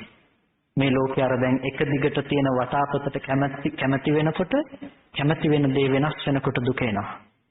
ඒ මම වටාපතට කැමැති වෙනකොට අකමැති වෙනකොට අකමැත්ත නිසා මට දුක එනවා. එතකොට දැන් මම දුක උපද්දගෙන තියෙන්නේ වටාපත ලෝකේ ඉපදුණු නිසා. යම් වෙලාවක වටාපත උපදින්නේ නැත්නම් ලෝකේ දුක එන්නේ හේතුවක් ඇත්තේ නැහැ. බුදුරජාණන් වහන්සේ ධර්ම දේශනා කළේ අන්න ඒ වටාපත එන්නේ නැති තැනට, වටාපත හටගන්නේ නැති තැනට. බුදුරජාණන් වහන්සේ ධර්ම දේශනා කළේ දුක තියනවා හුලම් පුරෝහු බැලුම් බෝලයක් වතුර ශෝබනවා වගේ මේක යට කරලා තියන්න නෙමෙයි. බුදුරජාණන් වහන්සේ පෙන්වුවේ ලෝකේ තියාගෙන තියෙන ලෝකේ දුක නැතුව ඉන්න තැනක් නෙමෙයි. ඒකට කියනවා ලෝක නිරෝධය කියලා. ලෝකේ නැති කළා. ලෝකේ නැති කරන්න පුළුවන්කම තියෙන ජීවත් වෙනකොට වර්ධවා ගන්න එපා. මේ කියන්නේ මොකක්වත්ම නැති වෙලා කියන එක ගැන නෙමෙයි. දැක්කාම මතක් වෙන්නේ නැහැ කියන එකක් නෙමෙයි. දකින්න දේ අනිත්‍ය වෙන බවට නුවණයි. දැනගන්න දේ එතන අනිත්‍ය වෙන බවට නුවණයි. එතකොට හැම තැනකම අනිත්‍ය අනුව ගියපු දැක්මක් තියෙනවා.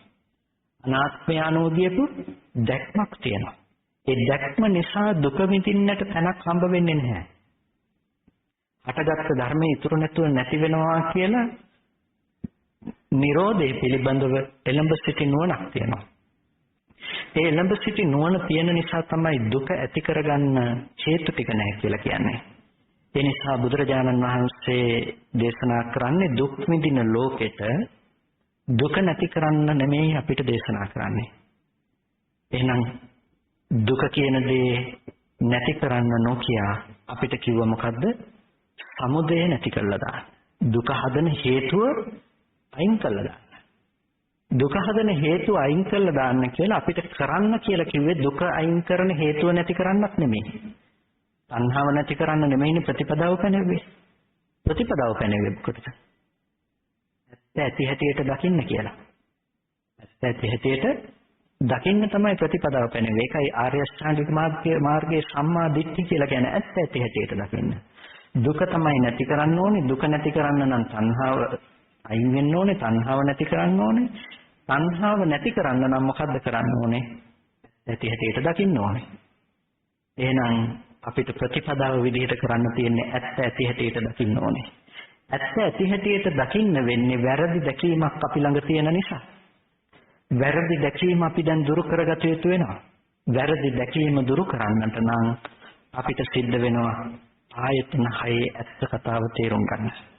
ආයතන 6ෙම සිද්ධ වෙන ඇත්ත කතාව තේරුම් ගන්න. ආයතන 6 කියලා කිව්වේ ඇස කන නාසය දිව ශරීරය මනස කියන මේ ධර්මයන්ට කියනවා ආයතන කියලා. එතකොට ඇහි යථාර්ථය, කනේ යථාර්ථය, එක ආයතනයක ඇත්ත දැක්කොත් අනිත් ආයතනයන් ගැන අමුතුවෙන් කියන්න ඕනේ නැහැ. ඇහි යථාර්ථය ඒකට කියනවා අහුත්වා සම්භූතං හුත්වාන භවිස්සති පෙර නොතිබීම හටගෙන ඉතුරු නැතුවම නැති වෙලා යන දෙයක්. ඒ පෙර නොතිබීම හටගෙන ඉතුරු නැතුව නැති වෙලා යන දෙයක් කියන එක අපිට තේරුම් ගත්තොත් අපිට ලෝකයක් හම්බ වෙන්නේ නැහැනේ. අපිට මේක කලින් මොහොතකට කලින් දැකපු දේ ආයෙ දකින්න පුළුවන් කමක් නැත්තේ නැහැ. ඔකට මම නිතරම මතක් කරන්නේ පහනක් පත්තු වෙනවා. පහනක් පත්තු වෙනකොට මේ තප්පරේ දැල් වෙන තෙල් ටිකත් තිරෙත් දැල්ලත් නිසා අපි කියනවා පහන පත්තු වෙනවා කියලා. ඊළඟ තප්පරේට යනකොට මීට කලින් මොහොතේ දැල්ලුණු දැල්ලද තියෙන්නේ නැහැ. කලින් මොහොතේ තිබුණු තෙල් ටිකද දැල් වෙන්නේ නැහැ. කලින් මොහොතේ තිබුණු තිරේද පිච්චෙන්නේ නැහැ. අලුතෙන්ම හේතු ටික. තුන්වෙනි තත්පරයට යනවා. තුන්වෙනි තත්පරේ ඊට කලින් තිබුණේව නෙමෙයි අලුතෙන්ම ටිකක්. හතරවෙනි එකට යනකොට අලුතෙන්ම ටිකක්. වෙනතුනේ අපි කියනවා පහන නිවුණා කියලා. මට කියන්න කොයි තත්පරේ තිබුණු පහනද නිවුනේ? කොයි තත්පරේ තිබුණු පහනද නිවුනේ? ඊට කලින් අපිට විසඳ ගන්න වෙනවා නිවෙන්නපත් වුණ පහනක් තිබ්බද කියන එක. නිවෙන්නපත් වුණ පහනක් තිබ්බද කියන එක. ඇයි? හේතු ටික ඇතිකල්ලි අපි කියනවා පහනපත් වෙනවා කියලා. ඒ හේතු ටික ඒ මොහොතේම වැය වෙලා ඉවරයි. ඊළඟ මොහොතේ හේතු ටික ඇතිකල්ලි අපි කියනවා පහනපත් වෙනවා කියලා. ඒ හේතු ටික ඒ මොහොතේම වැය වෙලා ඉවරයි. එහෙනම් හේතු ඇතිකල්ලි හටගෙන හේතු නැති වෙනකොට නැති වෙලා යන ධර්මතා ටිකක් දකිනවා නම් අපිට එතන පහනක් උපදින්න බෑනේ. අසරූප චක්කු විඥාන කියන මේ ධර්මතා ටික ඇතිකල්ලි අපිට පෙනීම කියන දේ ඇති වෙලා.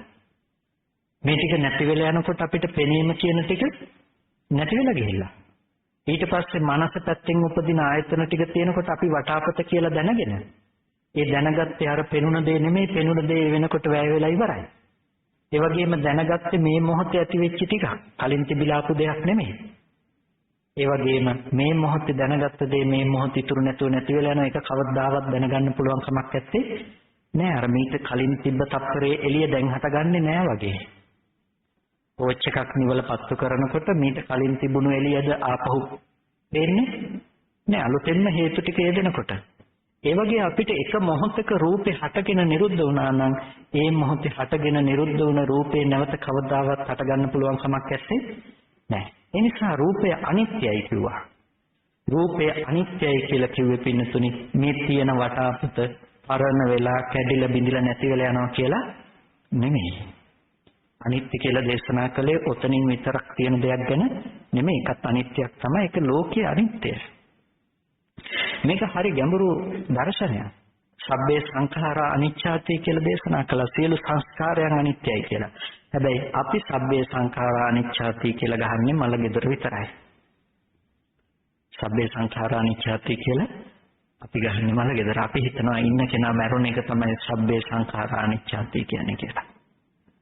ඒක ලෝකයේ අනිත්‍යයක් තමයි. හැබැයි බුදුරජාණන් වහන්සේ දේශනා කළේ සබ්බේ සංඛාරා අනිච්චාති යදා පඤ්ඤාය පස්සති අතනින් බින්දති දුක්ඛේ ඒසමග්ගෝ විසුද්ධිය. සියලු සංස්කාරයන් අනිත්‍යයි කියලා දකිනවා නම් ඒක නා අතනින් බින්දති දුක්ඛේ මේ දුකෙන් අත මිදෙනවා. මේක තමයි නිවනට මඟ. එහෙනම් සියලු සංස්කාරයන්ගේ අනිත්‍ය දකින්න එක නිවනට මගයි. ඕක මලකෙවල් 1000ක කියත් අපිට මිනිස්සු 1000ක් මැරුණා කිව්වත් ඔය අනිත්‍ය නිවන් දකින්න හේතු වෙන්නේ නැහැ. ඇයි? ඕක ඉන්න පුද්ගලයෙක්ගේ නැති වෙන බව. ඒක නෙමෙයි නිවන් දකින්න අවශ්‍ය අනිත්‍ය. මොකද අපිට ඉන්න කෙනා නිට්ටයයි නේ හැමදම. ඉන්න කෙනා නිට්ටයයි. අර ගම් වතුරක් ආපු වෙලාවේ එක මහත්මයෙක් ඇවිල්ලා අපිට කියනවා ස්වාමීන් වහන්සේ අනිත්‍ය කියන එක අස්පනා අපිට පේන්න තියෙනවා. අර හොඳට තිබුණු ගෙවල් ඔක්කොම කැඩිලා ගිහිල්ලා කියලා. මම කල්පනා කළා මෙතන තියෙන අනිත්‍ය මොකද්ද කියලා. ඒ හොඳට තිබුණු ගෙවල් දැන් කැඩිලා ගිහිල්ලා. හොඳට තිබුණු ගෙවලුත් නිට්ටයයි. ඒ එළියේ තියෙන ගෙවල් නෙමෙයි. එතකොට ඒ ගෙවල් දැන් කැඩිලා. එතකොට කැඩුණු ගෙවලුත් නිට්ටයයි. කොටින්ම ගෙවල් කියන එක ලෝකේ තියෙනවා. තියෙන ගේක නැති වෙන බව නිවන් දකින්න හේතු වෙන අනිත්‍යයක් නෙමෙයි. එතනින් නෙමෙයි අපිට අනිත්‍ය ගැන දේශනා කළේ. එහෙනම් බුදුරජාණන් වහන්සේ කොයි වෙලාවකවත් දේශනා කරන්න ගියේ ඔය අනිත්‍ය නෙමෙයි භික්ෂුන් වහන්සේලාගෙන් නිරන්තරයෙන්ම ඇහුවේ. එහෙනම් කොතනින්ද ඇහුවේ? චක්කුං නිච්ඡං වා අනිච්ඡං. මහණෙනි ඇස නිට්ටයද අනිත්‍යද? අනිච්ඡං බන්තේ. අනිත්‍යයි ස්වාමීනි. එතකොට යමක් අනිත්‍ය නම් කල්ලන්නකෝ සමනුපස්සිතුං සුඛං වා දුක්ඛං වා මේක සැප දුක් වශයෙන් ඒක මෙනෙහි කරන්න සුදුසුද? මේක සැප වශයෙන් මෙනෙහි කරන්න සුදුසු නෑ. එහෙනම් අනිත්‍ය කියන තැන කතා කළේ හැම වෙලාවකදීම ආයතන පැත්තෙන්. ඇස නිට්ටයද අනිත්‍යද? රූප නිට්ටයද අනිත්‍යද? චක්කු විඥානය නිට්ටයද අනිත්‍යද? අපිට කතා කළේ නෑනේ ජේතවනාරාමේ නිට්ටයද අනිත්‍යද? ගස්කල් නිට්ටයද අනිත්‍යද? මිනිස්සු නිට්ටයද අනිත්‍යද කියලා නෙමෙයි කතා කළේ. ආයතන ටික පැත්තෙන්. ඇස අනිත්‍යයි, රූපය අනිත්‍යයි. ඇස අනිත්‍යයි රූපය අනිත්‍යයි කියන එක අපි අද සම්මුතිය තුළ නිකන් අර්ථයකින් අරගත්තට මෙතන යථාර්ථය අපිට එකපාරක් දැකපු රූපේ නැවත වතාවක් දකින්න බැරි බව. එක වතාවක් දැකපු රූපේ නැවත වතාවක් දකින්න බෑ නම් ඔබ මීට මොහොතකට කලින් දැකපු දරුවා කොහොමද දැන් ආයෙ දකින්නේ? යම් වෙලාවක ඔබ ඇහි අනිත්‍ය සාක්ෂාත් කළා නම් ඔබට මීට මොහොතකට කලින් දැකපු දරුවා ආයෙ දකින්න පුළුවන් කමක් නැත්තේ නෑ. ඇයි ඔබට පේන්නේ අලුතෙන්ම හේතු ටික ඇතිකල්ලි දරුවා කියලා අලුතෙන්ම දැනගත්ත බව විතරයි. ඔබ පේන රූපේ දරුවා කියලා රැවටෙන මෝඩකම අයින් කළා. මේකෙන් කියන්නේ පින්නතුනේ රූපේ දකිනකොට මේ දරුවා කියලා දැනගන්න බැරි වෙනවා කියලා නෙමෙයි වරදවා ගන්න එපා. දැනගැනීමේ නෙමෙයි ප්‍රශ්නේ තියෙන්නේ. දැනගන්නේ එළියේ තියෙන දෙයයි කියලා හිතන මෝඩකමේ ප්‍රශ්නේ තියෙන්නේ. දැනගන්න එකේ නෙමෙයි ප්‍රශ්නේ තියෙන්නේ. එහෙම වුණොත් රහතන් වහන්සේට ජීවත් වෙන්නත් බැරුව යනවානේ. දැනගන්න එකේ නෙමෙයි ප්‍රශ්නේ. ප්‍රශ්නේ තියෙන්නේ දැනගන්නේ එළියේ තියෙන එකයි කියලා එළිය පැත්තට නැවත අපි මනසින් බර වෙලා ජීවත් වෙනකම. එතකොට අපි හිතනවා මෙහි දැනගන්න දරුවා කොහෙ ජීවත් වෙන කෙනා කියලාද? එළියේ ඉන්නේ එයාමයි කියලා. එතකොට අපිට හම්බෙනවා එක දිගට ජීවත් වෙන දරුවෙක්. පින්නතුනේ ඔබ ආදරය කරන්නේ අන්න ඔය එක දිගට ජීවත් වෙන දරුවට. පුංචි කාලේ ඉඳලා ඉන්නවා කියලා හිතාගත්ත දරුවට. නැත්නම් ඔබ ආදරය කරන්නේ පාට ටිකට නෙමෙයි. ඔබ ආදරය කරන්නේ ඇහැට නෙමෙයි. ඔබ ආදරය කරන්නේ හිතටත් නෙමෙයි. ඔබ ආදරය කරන්නේ දරුවට. දරුවට ආදරය කරනවා කියලා කියන්නේ දරුවා කියන්නේම මෝඩකම නිසා ගෙන ආපු ඵලයක් නම් ඔබ තණ්හා කරලා තියෙන්නේ ඔය මෝඩකම නිසා ගෙන ආපු ඵලයකට. ඒක හරියට මම කියන්නේ ඔබ වලාකුළක පේන ඉබ්බෙකුට හාවෙකුට තණ්හා කරනවා වගේ දෙයක් කියලා. පායන කාලේ අපි ගල්තලාවකට වෙලා බලාගෙන ඉන්නකොට ඈත අහසේ අපිට පේන අහසේ වලාකුළු කුට්ටි පාවෙනවා. මේ වලාකුළු කුට්ටි වල එක එක හැඩතල අපිට දකින්න පුළුවන්. ඉබ්බ වගේ, හාව වගේ විවිධ හැඩතල අපිට දකින්න පුළුවන්. අපි වලාකුළේ ඉබ්බෙක් හාවෙක් දකින්න වගේ තැනක තමයි අපි ජීවත් වෙන්නේ. හැබැයි එතන තියෙන ඇත්ත කතාව මොකද්ද? ඒක වලාකුළක්. වලාකුළක් තවදුරටත් විමසගෙන ගියොත් අපිට හම්බෙන්නේ මොකද්ද? එකකට එකක් සම්බන්ධ නොවුණු පිනි බින්දු ටිකක්. එතකොට එකකට එකක් සම්බන්ධ නොවුණු පිනි බින්දු ටිකක් ඇති තැනක වලාකුළ පෙනිලා වලාකුළේ ඉබ්බෙක් හාවෙක් ඉන්නවා කියලා හිතාගෙන අන්න ඒ ඉබ්බට හාවට තමයි අපි තණ්හා කරන්නේ. අපේ ජීවිතයේ ස්වභාවය ඒක. ඒ කියන්නේ අපිට දරුවා කියලා අපි දැනගන්න තැනක තියෙන්නේ රූපේ වැයුණු තැනක නාම ධර්මතා ටිකක්, නාම රූප ධර්මයේ නිසා ඉපදුණු ටිකක්. ඒ එකක්වත් දරුවා නෙමෙයි. ඒකකටවත් දරුවා අයිති නැහැ. මේ ටික මත අපි ආදරණීය දරුවා කියන එක ඇති කරගෙන අපි ආදරය කරන්නේ අන්න අර ආදරණීය දරුවා කියන එකට. හරියට අර ඉබ්බට හාවට ආස්කලා වගේ. යම් කිසි කෙනෙක් දැක්කොත් ඇත්තටම මෙතන තියෙන එකකට එකක් සම්බන්ධ නැති වලාකුළු ටිකක් පිනිබින්දු ටිකක් කියලා. පින්නතුනි දැන් යා ඉන්න දරුවට ආදරයෙන් ඉඳලා නැද්ද? තණ්හා කරන්න දරුවෙක් ඉපදිලා නැද්ද? එයාට තණ්හා කරන්න දරුවෙක් ඉපදිලා නැහැ. ඒකට කියනවා අනුත්පාදේ කියලා. නොහට ගන්න බවට ගියා. ඒකට කියන්නේ නොහට ගන්න බවට ගියා. පේන භවයේ වෙනසක් නැහැ. පේනකම එකම දේ. හැබැයි පේන දේ විඳින දෘෂ්ටිය දර්ශනය වෙනස් වෙලා. කෙනෙක් මිච්ඡා දිට්ඨියෙන් දකිනකොට කෙනෙක් සම්මා දිට්ඨියෙන් දැකලා. ඒකේ නම මිදිලා. එතකොට පෙනීමේ නෙමෙයි වෙනස් වෙලා තියෙන දෘෂ්ටියේ දර්ශනය. ඒ නිසා අපි දර්ශනය වෙනස් කළා. බුදුරජාණන් වහන්සේ දේශනා කළේ අන්න ඒ දර්ශනය වෙනස් කරගන්න තැනට මඟ තමයි අපිට දේශනා කළේ. අන්න ඒ දර්ශනය නිවැරදිව වෙනස් කරගත්තොත් ඒ කෙනාට කියනවා සම්මා දිට්ඨියටපත් වුණ ආර්ය ශ්‍රාවකයෙක් කියලා. එනිසා අද අපි කරන්න තියෙන්නේ අන්න ඒ දර්ශනය වෙනස් කරන කම. එතකොට ඒක ලේසියෙන් කරන්න පුළුවන් කමක් නැත්තේ නෑ. අපි වැරද්දටම නැඹුරු වෙලා වැරද්ද පැත්තටම හිත මෙහෙवला ඒ ඔස්සම ජීවත් වෙලා තියෙන්නේ. ඒ නිසා අපිට ආවට ගියාට ඕක අනිත් පැත්ත කරකන්න පුළුවන් කමක් නැත්තේ නෑ. දැන් ඔය අපි කතා කළේ ඵලයක් එක්ක සංසන්දනාත්මකව. අපි ඉන්න මට්ටම සහ ඵලයේ ලක්ෂණය. මිදීමයි මෙන්න මේකයි මිදීම. අපි ඉන්න මට්ටම මේකයි. මේ දෙක තමයි අපි කතා කළේ. එතකොට ඔබට පැහැදිලි ඇති අපි ඉන්නේ මොනතරම් වැරදි සහගත තැනකද කියලා.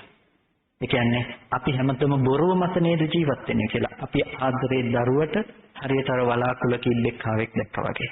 අපි කැමති ගෙදරට වලාකුළේ ඉබ්බෙක් ආවෙක් දැක්කා වගේ. ඕකවනේ ජීවිතේ. ඔබ හොඳ උදාහරණයක් දැක්කනවා යමක සූත්‍රයේදී. යමක සූත්‍රයේදී යමක හාමුදුරන්ට ඇති වෙන මිත්‍යා දෘෂ්ටියක්. මිත්‍යා දෘෂ්ටිය කියන කලින් මම මෙහෙම ප්‍රශ්නයක් අහන්නම්කෝ. රහතන් වහන්සේ මරණින් මත්තේ උපදිනවද නැද්ද?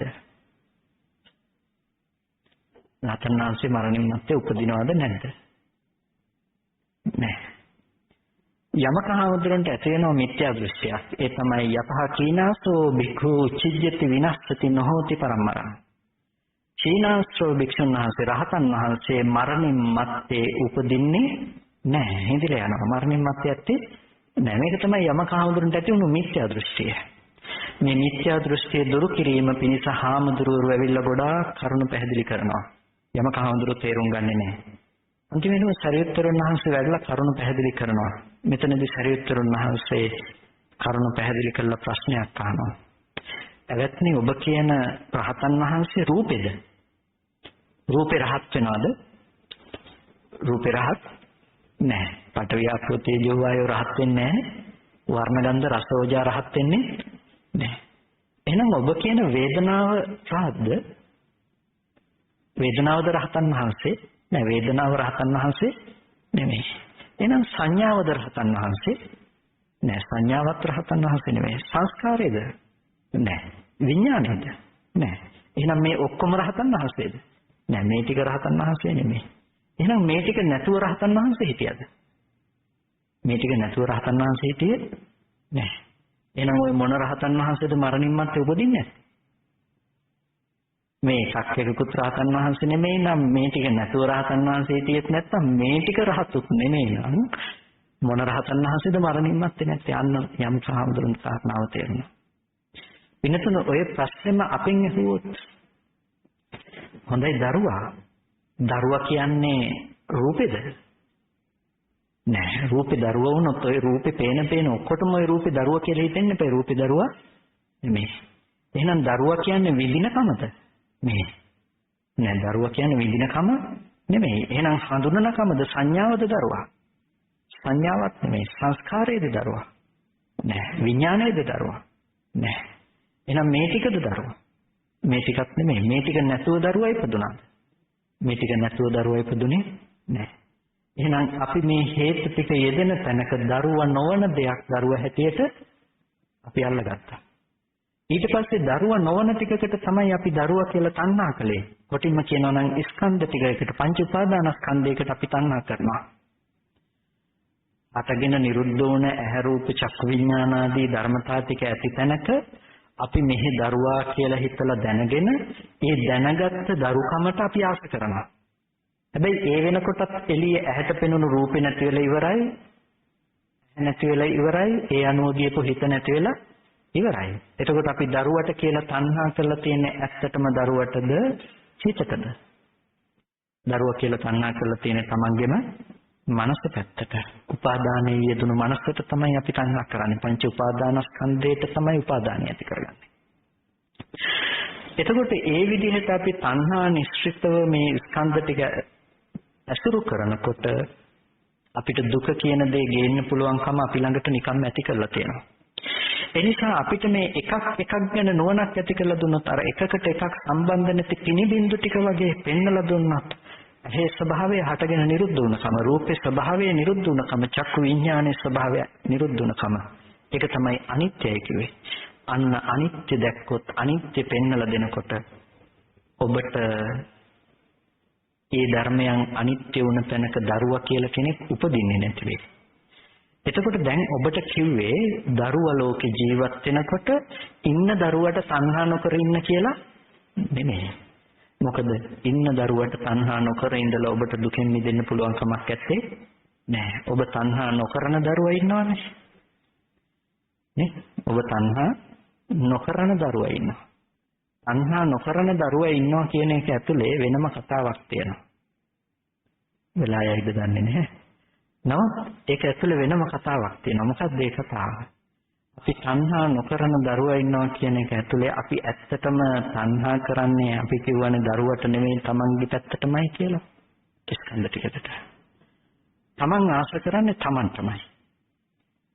තමන් ආස කරන්නේ තමන් තමයි. අත්තානංචේ පියං ජඤ්ඤාන සම්පාපේන සංයුජේ තමන් තමන්ට ප්‍රියයි කියලා දකින්න කෙනා ලෝකේ කවදාවත් පාපයක් කරන්නේ නැහැ. කොසල් රජුරෝ දවසක් මල්ලිකා දේවියගෙන් අහනවා ලෝකේ කාටද වැඩිපුරම ආදරේ කියලා. එතකොට මල්ලිකා දේවිය කියනවා මම ආදරේ මට කියලා. මේ ප්‍රශ්නේ බුදුරජාණන් වහන්සේ ළඟින් අතර වෙන්නේ. බුදුරජාණන් වහන්සේ කියනවා අත්තානංචේ පියං ජඤ්ඤාන සම්පාපේන සංයුජේ තමන් තමන්ට ආදරේ කියලා දකින්න කෙනා ලෝකේ කවදාවත් පාපයක් කරන්නේ නැහැ කියලා. තමන් තමන්ට ආදරේ කියලා කියන්නේ මේක මහා ලොකු දර්ශනයක්. වෙනතුනේ අපි හිතනවානේ අපිට කෙලෙස් තියෙනවා අපිට ආශ්‍රව තියෙනවා කියලා. ඒ හිතන තැනක අපිට පේන තණ්හාව මම මේසෙට ආසයි. මම මේ කෝප්පෙට ආසයි. මම මේ ඉන්න අයට ආසයි. අපි හිතන්නේ ඒ ආසාව නැති කරන්නේ කොහොමද කියලා. වෙනතුනේ ඔය ආසාව නෙමෙයි අපිට තියෙන ලොකුම ප්‍රශ්නේ. ලොකුම ප්‍රශ්නේ මොකද්ද? මේසෙට ආසයි කියලා අපි තණ්හා කරලා තියෙන්නේ තමන් කරගත්ත ස්කන්ධ ටිකකටනේ. මේසෙට ආසයි කියලා අපි තණ්හා කරන්නේ මේසෙටද තමන් කරගත්ත ස්කන්ධ ටිකටද? ස්කන්ධ ටිකට. ඇයි තමන් කරගත්ත ස්කන්ධ ටිකක් කියලා කියන්නේ? ওই ටික නැතුව තමන් නැහැනේ. දැන් ඕගොල්ලොන්ට සිද්ධ වෙනවා මෙතෙන්ට ඇවිල්ලා අද බණ ඇහුවා කියලා කාට හරි ඔප්පු කරලා පෙන්නන්න. ඔගොල්ලෝ කොහොමද ඔප්පු කරලා පෙන්නන්නේ අද බණ ඇහුවා කියලා? එළියට ගිහලා ඔප්පු කරලා පෙන්වන්න උනොත් ගෙදර ගිහිල්ලා කාට හරි ඔයගොල්ලෝ කොහොමද ඔප්පු කරන්නේ? ඔයගොල්ලෝ කියයි මේ අය ඇවිල්ලා හිටියා කියලා. ඇවිල්ලා හිටපු අය Tamand නෑ. එතකොට මෙහෙම හාමුදුරු බණ කිව්වා කියයි කියපු දේ Tamand නෑ. දැකපු දේවල් විඳපු දේවල් කියයි දැකපු දේවල් විඳපු දේවල් Tamand එකක්වත් Taman නෙමෙයි. එහෙනම් කෝ තමා? Taman කියලා පෙන්වන්න කිසිම දෙයක් ඕකේ ඇත්තේ නෑ. එකම දෙයයි තියෙන්නේ. මොකද්ද? මෙතන වටාපත කියලා දකිනකොට ඔබේ පැත්තෙන් වටාපත දකින මම මේ පැත්තේ ඉන්නවා කියලා අපි හිතා ගන්නවා. කනෙන් ශබ්දය ඇහෙනකොටම ශබ්දය අහන මම මේ පැත්තේ ඉන්නවා කියලා ශබ්දය අහන කෙනාව මේ පැත්තේ හදාගෙන තියෙනවා. මේ ආයතන ටිකත් එක්කම අපි තමන්ව ගොඩනගනවා. ලොකුම ප්‍රශ්නේ වටාපතට කරන තණ්හාව නෙමෙයි. වටාපතට ආශ්‍රය කියලා අපි තමන්ට කරන තණ්හාව. පින්නතුනි මේක අකමැති තැනක් තියෙනවා කැමැති තැනක් තියෙනවා ඒක තමයි මෙතන තියෙන භයානකකම. ඔකට මම නිතර කියන කතාවක් නැවක යනකොට මුහුදට වැටුනොත් ඔගොල්ලොන්ට ලෑල්ලක් හම්බ වෙනවා අසුචි තවරුණු ලෑල්ල. එල්ලෙනවද නැද්ද? එල්ලෙනවා. අසුචි ඕන නිසාද? නැහැ. ලෑල්ල ඕන නිසාද? නැහැ. ජීවිතේ ඕන නිසා. අන්න ඒ වගේ අපිට වටාපත වැඩකුත් නෑ අන්තිමේටම. මොකක්වත් වැඩක් නෑ. අපිට වැඩක් තියෙන එකම දෙයක් මොකද්ද? ජීවිතේට තියෙන ආශාව. අන්න ඒ වගේ අපි මේ හැම නිමිත්තකම එල්ලෙනවා. අපි හැම නිමිත්තකම එල්ලෙනවා. ඒකට කියනවා සමුදය සත්‍ය කියලා. හැම තැනකම මේක පවතින තුන් භූමිය අනුගියපු සියලුම ධර්මතාවයන්ගේ කුසල අකුසල ධර්මයන්ගේ මේ සමුදය සත්‍ය කියනවා. සවචරයෙන් කියන නිකාන්ති තණ්හා කියලා. අපි හැම තැනකටම තණ්හා කරනවා. අපායටත් තණ්හා කරනවා. කොටින් කියනවා. ආසයිනේ අපායට. අපායේ දුකට අකමැති වෙන්න පුළුවන්. පින්නතුනේ අපි දුකට අකමැති වුණාට දුකට අකමැති මට කැමතිනේ නේ. එච්චන දුකට අකමැති වෙන්න පුළුවන්. ඒ දුක විඳින මට කැමතිනේ. ඒ කියන්නේ ඒ දුක විඳින මේ පැත්තේ ඉන්න මම කියාගත්ත කෙනාට එයාට කැමතියි. ඒ නිසා අපි තණ්හා කරන්නේ ගින්දරට නෙමෙයි. එතන ඒ දුක විඳින්න ඉන්න මමත්වයට තමයි අපි තණ්හා කරන්නේ. ඒ මම කරගත්ත ස්කන්ධ ටිකට තමයි තණ්හා කරන්නේ. ඒකට කැමැත්තට විපාක එතනම අපහු උපදිනවා. ආයෙත් දුක. ආයෙත් තණ්හා කරන්නේ ගින්දරට අකමැති වෙයි. හැබැයි මමත්වයට තණ්හා කරනවා. මේක තමයි හැමතැනකම තියෙන දේ. ඒ නිසා ඕගොල්ලන්ට හිතේ පේන්න බැරි මිනිස්සෙක් මේ මිනිස්සයා නම් මට පේන්න බෑ කියලා. ඔබ පේන්න බැරි මිනිස්සෙක් කියලා හිතාගත්තට ඔබ පේන්න බැරි මිනිස්සයා හදලා දෙන ඒ වෙලාවේ ඒ ස්කන්ධ ටිකටම මම කියලා හිතාගෙන එතෙන්ට කැමතිනේ මට. මේ මිනිස්සයා පේන්න බැරි මිනිස්සයා විඳින්නේ කවුද? මම. මේ මට තමයි පේන්න බැරි මිනිස්සයා ඉන්නේ. එතකොට මේ මට කැමතියි අපි. අපි හිතනවා මේක හරියට මම කියන්නේ එකම කාසිය දෙපැත්ත වගේ කියලා. ওই කාසිය එක පැත්තක් අරගෙන මේ පැත්ත මට පේන්න බෑ කියලා හයියෙන් මිටියක් අරගෙන තලනවා. අනිත් පැත්ත නිකන් තලනවා. ඒ වගේ මම හිතනවා මම අකමැති මිනිස්සයාට මම හොඳට බනිනවා කියලා ගිහිල්ලා.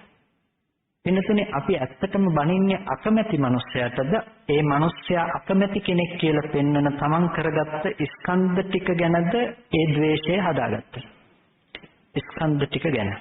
ඒ ස්කන්ධ ටිකම නෙමෙයිද තමා. එහෙනම් තමන් ගැනම නෙමෙයිද ද්වේෂය උපද්දගත්තේ. තමන් ගැනමයි ද්වේෂය උපද්දගත්තේ. දුක එන්නේ අනුන්ටද තමන්ටද? තමන්ට. අපි හිතනවා මම කැමති සතෙක් මරන්න කියලා. ඔබ ඇත්තටම කැමති සතා මරන්නද ඒ සතාව පෙන්වන තමන් කියන ස්කන්ධ ටික ගැනද ඔබට තරහ යන්නේ? ඒ ස්කන්ධ ටික ගැනයි ඔබට තරහ පවස්සන්නේ. එතකොට ඔබ කැමති නෑ මේ ස්කන්ධ ටික පවස්සන්න. එතකොට ඔබට මොකද සිද්ධ වෙන්නේ? ওই ස්කන්ධ ටික ඉක්මනට නැති වෙලා යන මට්ටමටපත් වෙන්න පුළුවන්. අල්පායුෂ්ක වෙන්න පුළුවන්. ඒ නිසා තමයි ප්‍රාණඝාතයේ විපාක අල්පායුෂ්ක වෙනවා. ඒ නිසා අපි තීරණ ගන්න එළිය දිහා බලාගෙන. අර කෙනාට මං කැමතියි, අර කෙනාට අකමැතියි කියලා.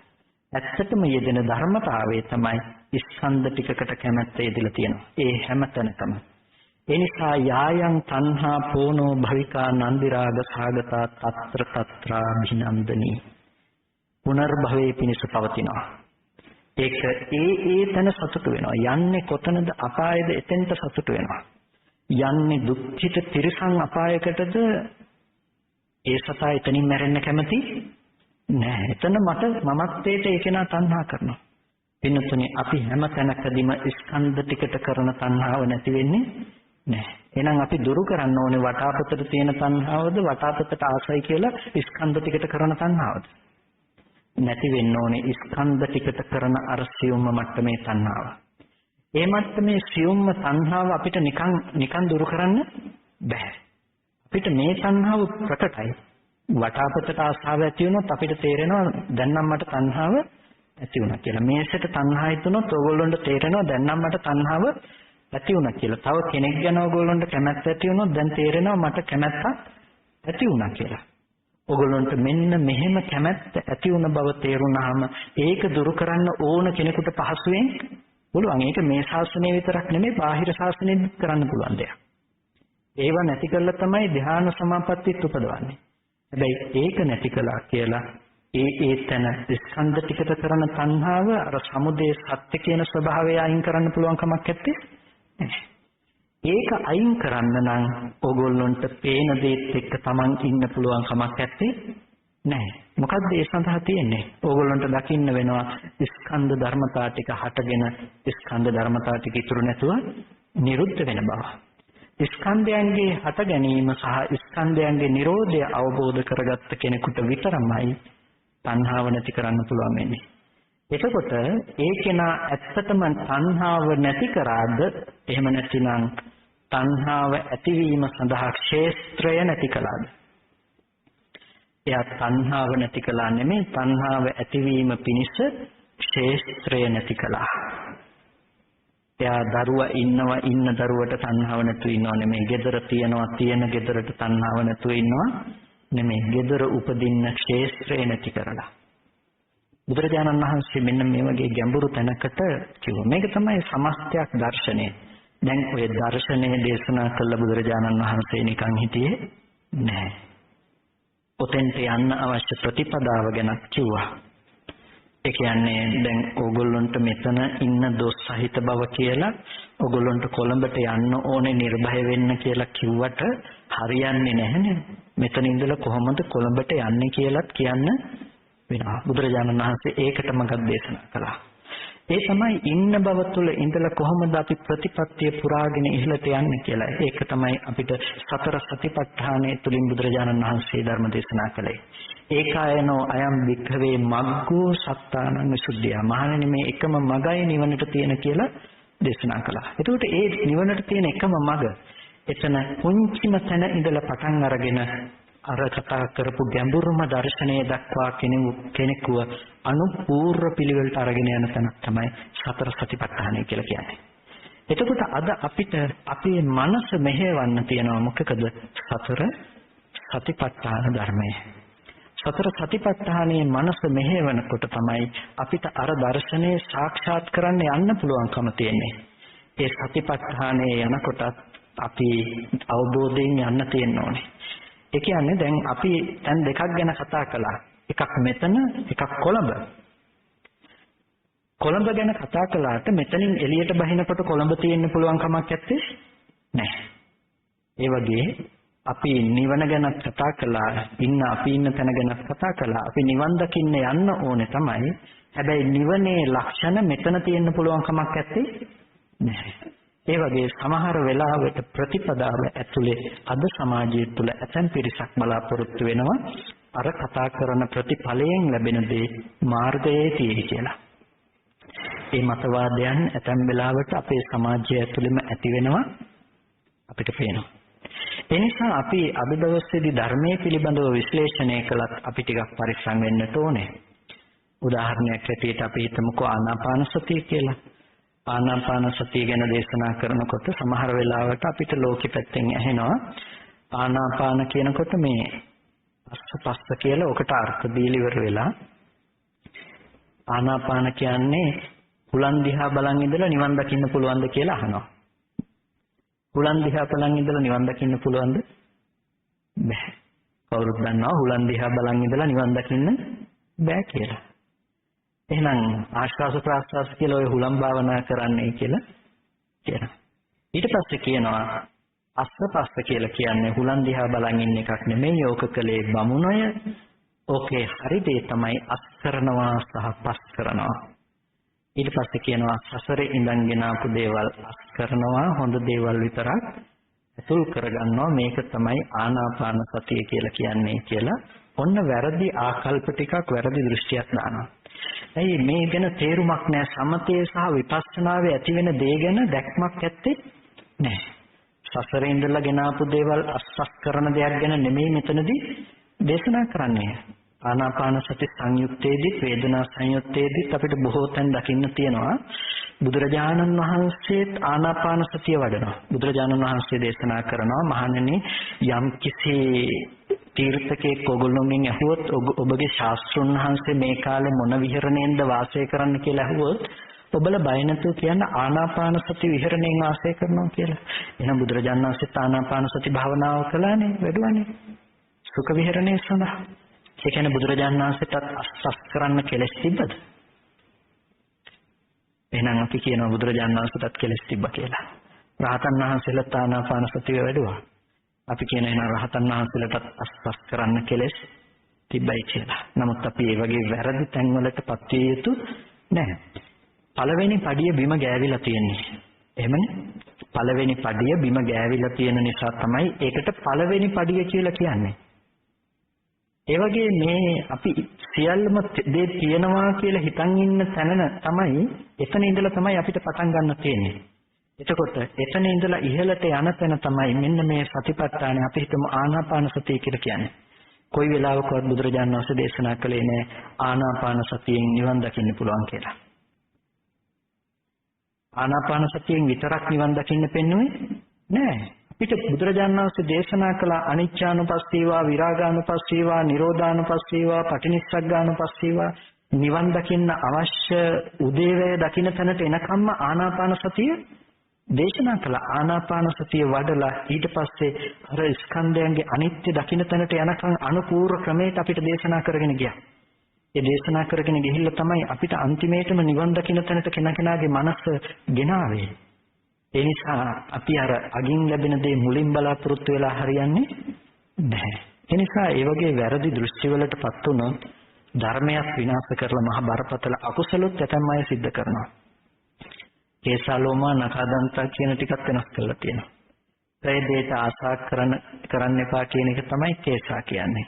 ලෝව අමාවක්සේ ගන්න එපා කියන එක ලෝමා කියනවා. නාක දෙයට ආශා කරන්න එපා කියන එක නකාව. අන්ත දෙක දුරු කරන්න කියන එක දන්තා කියනවා. මේ වගේ විවිධ අර්ථකථන සපයනවා. අද අනිත්‍යද අනිච්චද කියලා ප්‍රශ්නකුත් තියෙනවානේ බරපතලව. මෙන්න මේ ධර්මයේ පිළිබඳව තේරුමක් නොදන්නා කම නිසා ඇතිවෙන ප්‍රශ්න. අනිත්‍යද අනිච්චද හරි. අනිච්ච කියලා කියන එක ඇත්තටම එහෙම පාලි භාෂාවේ කොතනකවත් වචනයක් නැහැ. නමුත් අර්ථකථනයක් වෙනවා අනිච්ච වෙන්න ඕනේ මේක කියන්නේ කැමැත්ත ඉෂ්ට කරන්නේ නැහැ කියන එක. කැමැතිසේ පවතින්නේ නැහැ කියන එක. පින්නතුනේ අපි දැන් ලොකු දර්ශනයක් කතා කළානේ. ඕක ඇතුළට ඕක බහාලලා බලන්නකෝ. අනිත්‍යද අනිච්චද කියලා මේ කතා කරන්නේ. කැමැත්ත ඉෂ්ට කරන්නේ නැත්නම් කැමැත්ත ඉෂ්ට නොවන දේ බාහිර නැද්ද? කැමැත්ත ඉෂ්ට නොවන දේ විඳින කෙනා ලෝකේ නැද්ද? ඒ කැමැත්ත ඉෂ්ට නොවන බව දැකලා එහෙනම් නිවන් දකින්න පුළුවන්ද? ওই පුද්ගල බව තියාගෙන. බුදුරජාණන් වහන්සේ කිව්වේ කැමැත්ත ඉෂ්ට වීම හෝ ඉෂ්ට නොවීම නෙමෙයි. බුදුරජාණන් වහන්සේ ධර්ම දේශනා කළේ උදේවැය දැකීමට. ඒකට තමයි අනිත්‍ය කියලා කිව්වේ. අනිත්‍ය කියලා කිව්වේ අනිත්‍ය කියලා අපි කතා කරන්නේ දේ තමයි. තියෙන දෙයක නැති වෙලා යන බව නෙමෙයි. මොකද ඕක වරදවා ගන්නේ යදනිච්ඡන් තන් දුක්ඛං කියනෝනේ. යමක් අනිත්‍ය නම් ඒක දුකයි කියනවා. ওই කතාව කියලා ඔයගොල්ලෝගෙන් ප්‍රශ්නයක් අහනවා. ඔළුවේ කැක්කුම තියෙනවා. ඔළුවේ කැක්කුම අනිත්‍ය වෙනවා. සැපද දුකද? ඔළුවේ කැක්කුම අනිත්‍ය වුණොත් සැපයි. ඊට පස්සේ පිළිකාවක් හැදෙනවා. පිළිකාව අනිත්‍ය වෙනවා. සැපද දුක දානවා. එතකොට කියනවා සැපයි කියලා. මේ ඒ ඇත්තම දෙන උදාහරණ කියන්නේ. අල්ලපු ගෙදර මිනිස්සුත් එක්ක තරහින් ඉන්න අල්ලපු ගෙදර මිනිස්සයාගේ ගෙදර තාප්පේ කඩාගෙන යනවා. දැන් සැපද දුකද? දැන් හිතට සතුටුයි. එතකොට එහෙනම් ලෝකේ සමහර අනිත්‍ය තිබුණා. සැප ගේන සතුට ඇති කරන සමහර අනිත්‍ය තිබුණා. එහෙනම් බුදුරජාණන් වහන්සේ දේශනා කරන යදනිච්ඡන්තං දුක්ඛං යමක් අනිත්‍ය නම් ඒක දුකයි කියලා. එහෙනම් දැන් කො මේ සමහර අනිත්‍ය සැපයි නේ. එතකොට අපේ ඇත්තොත් සමහරවට කල්පනා කරනවා ඇත්තනේ සමහර අනිත්‍ය නිසා සැප ඇවිල්ලානේ කියලා. ඊට පස්සේ හිතනවා එහෙනම් හරි කැමැත්ත ඉෂ්ට නොකරන හැමදේම දුකයි. එතකොට ඒකට ගැලපෙනවා. සම්මුතිය විදිහට ඒක හිතනවා එහෙනම් මේක ඇත්ත තමයි කියලා. නමුත් පින්නතුනේ අපි අර්ථ ගන්න ඕනේ ඔය ආකාරයට නෙමෙයි. බුදුරජාණන් වහන්සේ ඔළුවේ කැක්කුමේ අනිත්‍ය කතා කළේ නැහැ. බුදුරජාණන් වහන්සේ පිළිකාවේ අනිත්‍ය කතා කළේ නැහැ. අල්ලපු ගෙදර මිනිස්සයාගේ තාප්පේ අනිත්‍ය කතා කළේ නැහැ. ඒක අනිත්‍ය නෙමෙයිනේ. නිවන් දකින්න හේතු වෙන අනිත්‍ය නෙමෙයි. බුදුරජාණන් වහන්සේ දේශනා කළා යදනිච්ඡන්තං දුක්ඛ යමක් අනිත්‍ය නම් ඒක දුකයි කියලා. ඒ දුක කියපු තැනත් බුදුරජාණන් වහන්සේ නිර්වචනය කරනවා. දුකයි කියන්නේ කායික මානසික දුක නෙමෙයි. ඒ දුක කියන ධර්මය කයට දැනෙන්නෙත් නැහැ, මනසට දැනෙන්නෙත් නැහැ. ඔළුවේ කැක්කුමේ දුක කයට දැනෙනවා. ඔළුවේ කැක්කුමේ දුක කයට දැනෙනවා. පිළිකාවේ දුක කයට මනසට දැනෙනවා. අල්ලපු ගෙදර මිනිස්සයා හොඳට ජීවත් වෙනවා තරහකාරයෙක් කියන එක ඒක කයට මනසට දැනෙනවා. එතකොට ඒ දුක ගැන නෙමෙයි බුදුරජාණන් වහන්සේ යදනිච්ඡන්තං දුක්ඛං කියන තැන ඒ දුක කියලා කතා කළේ. කායික මානසික දෙක අතහැරපු දුකක් ගැන. ඒ දුක කියලා කිව්වේ අර්ථ ටිකකින් මිසක වේදනාවකින් නෙමෙයි. අපි දුක කිව්වහම අපි හිතන්නේ අපි දැනගෙන ඉන්න වේදනාව ගැනයි මේ කියන්නේ කියලා. නෑ වේදනාව ගැන නෙමෙයි ඒ කතා කළේ. එහෙනම් හේතු නිසා සකස් වෙන ධර්මය හේතු නැති වෙනකොට නැති වෙලා යනවා. හේතුවට පුළුවන් කමක් නැහැ හේතුවට ඕන විදිහට තියෙන්න. ඇහැට පුළුවන් කමක් නැහැ රූප ඕන විදිහට තියාගන්න. රූප වලට බෑ පුළුවන් තරමක් ඇහැට තියෙන්න. හේතු ටික එකතු වුණා හේතු ටික නැති වෙලා යනවා. මේකට කියනවා පීලනාර්ථයේ දුක. හේතු වල පිළීම තියෙනවා. හේතු වල සංකත තියෙනවා. සංකත ලක්ෂණේ හේතු එකතු වෙන සකස් කරන බව. මේක දුක්ඛ ලක්ෂණ ටිකක් කතා කළේ දුක්ඛ වේදනාවක් නෙමෙයි. පින්තුනි දුකයි කියලා දේශනා කළේ අනිත්‍ය නිසා එන දුකක් නෙමෙයි. යමක් අනිත්‍ය නම් අනිත්‍ය වෙන ධර්මයම තමයි දුක. මේක දෙකක් තියෙනවා බොහොම සියුම් තැනක්. වටාපත ඔයගොල්ලන්ට කියන්න පුළුවන් වටාපත නිසා දුක එනවා කියලා. වටාපත නිසා දුක එනවා නම් වටාපත නිසා දුක නොඑන්නත් පුළුවන්කම තියෙනවා. හැබැයි මෙහෙම කිව්වොත් කෙනෙක් වටාපතම දුක නම් දුකයි වටාපතයි අවියෝජනීයයි වෙන් කරන්න බෑ නම් ඒක. එහෙනම් ආයේ මේ වටාපතෙන් සැප වෙනවා ඒක වෙනස් වෙනවා කියන දේ කතා කරන්න දෙයක් නැත්තේ නෑ. එහෙනම් අනිත්‍යයි කිව්වේ මොකද්ද? ස්කන්ධ ටික. යද නිච්ඡං තන් දුක්ඛං. ඒ අනිත්‍ය ස්කන්ධ ටිකම දුකයි කිව්වා.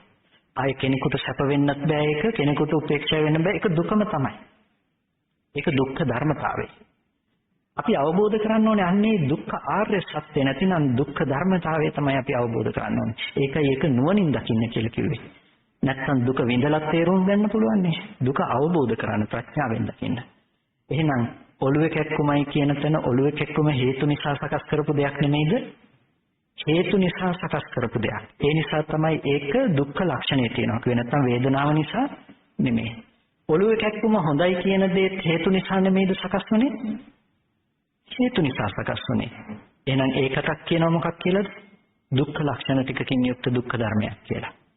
පිළිකාවක් තිබුණත් පිළිකාව නැති වුණා කිව්වත් තැන් දෙකම හේතු නිසා සකස් වුණ ඵලයක් නම් ඒකට කියනවා දුක්ඛ ලක්ෂණයක් නියුක්ත දේවල් කියලා. දුකින් යුක්ත දේවල්. එතකොට මොකද මේ ඇති දේ මත තමයි මේ හැම දෙයක්ම ගොඩනැගිලා තියෙන සංකත ධර්මයන්. එතකොට මේ සංකත හැම ධර්මයක්ම දුක්ඛ ලක්ෂණ ටිකක් කියලා දේශනා කළා. ඔන්න පින්නතුනේ අපිට අනිත්‍ය හැම දෙයක්ම දුක්ඛ ලක්ෂණ ටිකකින් යුක්තයි කියනකොට ඔන්න බුදුරජාණන් වහන්සේ දේශනා කරපු අර සත්පුද්ගල භවකින් නොවුණු තැනක දුකක් තමයි අපි අවබෝධ කළේ. සත්පුද්ගල භවක නොවුණු ස්කන්ධයන්ගේ හටගෙන නැති වෙන බවක් තමයි අපි අවබෝධ කළේ. ඒකට කියනවා උදයව්‍ය ඥානයක් කියලා. ඒ නිසා මෙන්න මේ උදේවැය හටගෙන නිරුද්ධ වෙන බව. එතකොට ඒකේ ඔළුවේ කැක්කුම ඇතිවීමද ඔළුවේ කැක්කුම නැතිවීමද නෙමෙයි මේ කතා කරන්නේ. අයයි පොට්ටබ්බේ හටගෙන නැති වෙලා නම් කැක්කුම ඔළුවට යන්න පුළුවන් කමක් තිබුණේ නැහැ. අයයි පොට්ටබ්බේ හටගෙන නැති වෙලා නම් කැක්කුම ඔළුවට යන්න පුළුවන් කමක් නැහැ. කැක්කුම ඔළුවේ වෙන්නේ කොහොමද? මට කියන්නකෝ කැක්කුමට ඔළුවක් තියනවද කියලා? කැක්කුමට ඔළුවක් නැහැ. අයට දැනෙන ස්පර්ශයට ඔළුවද කකුලද කියලා එකක් ඇත්තේ නැහැ. ඒ මට්ටමේදී ඇත්තේ නැහැ.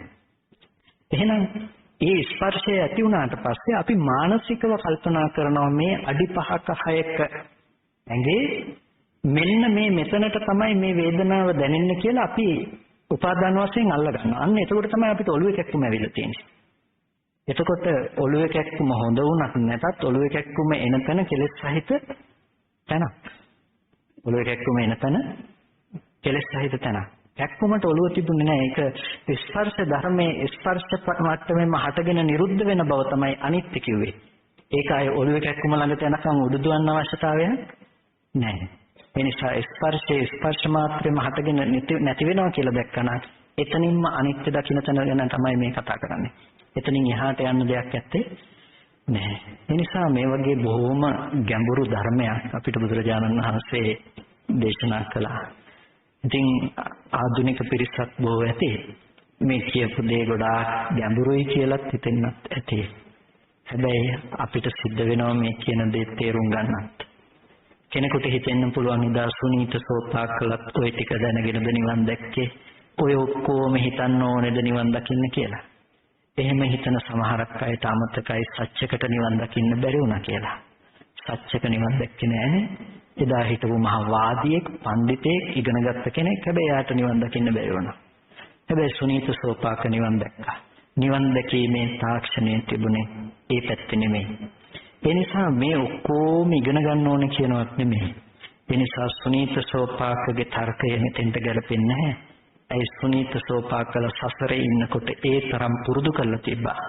සත්‍යවැරදි සෝපාක හාමුදුරුවන්ගෙන් ඒක නාමකින් කියලා අහනකොට සබ්බේ සත්තා ආහාරත් හිතිකා කියලා උත්තර දුන්නා.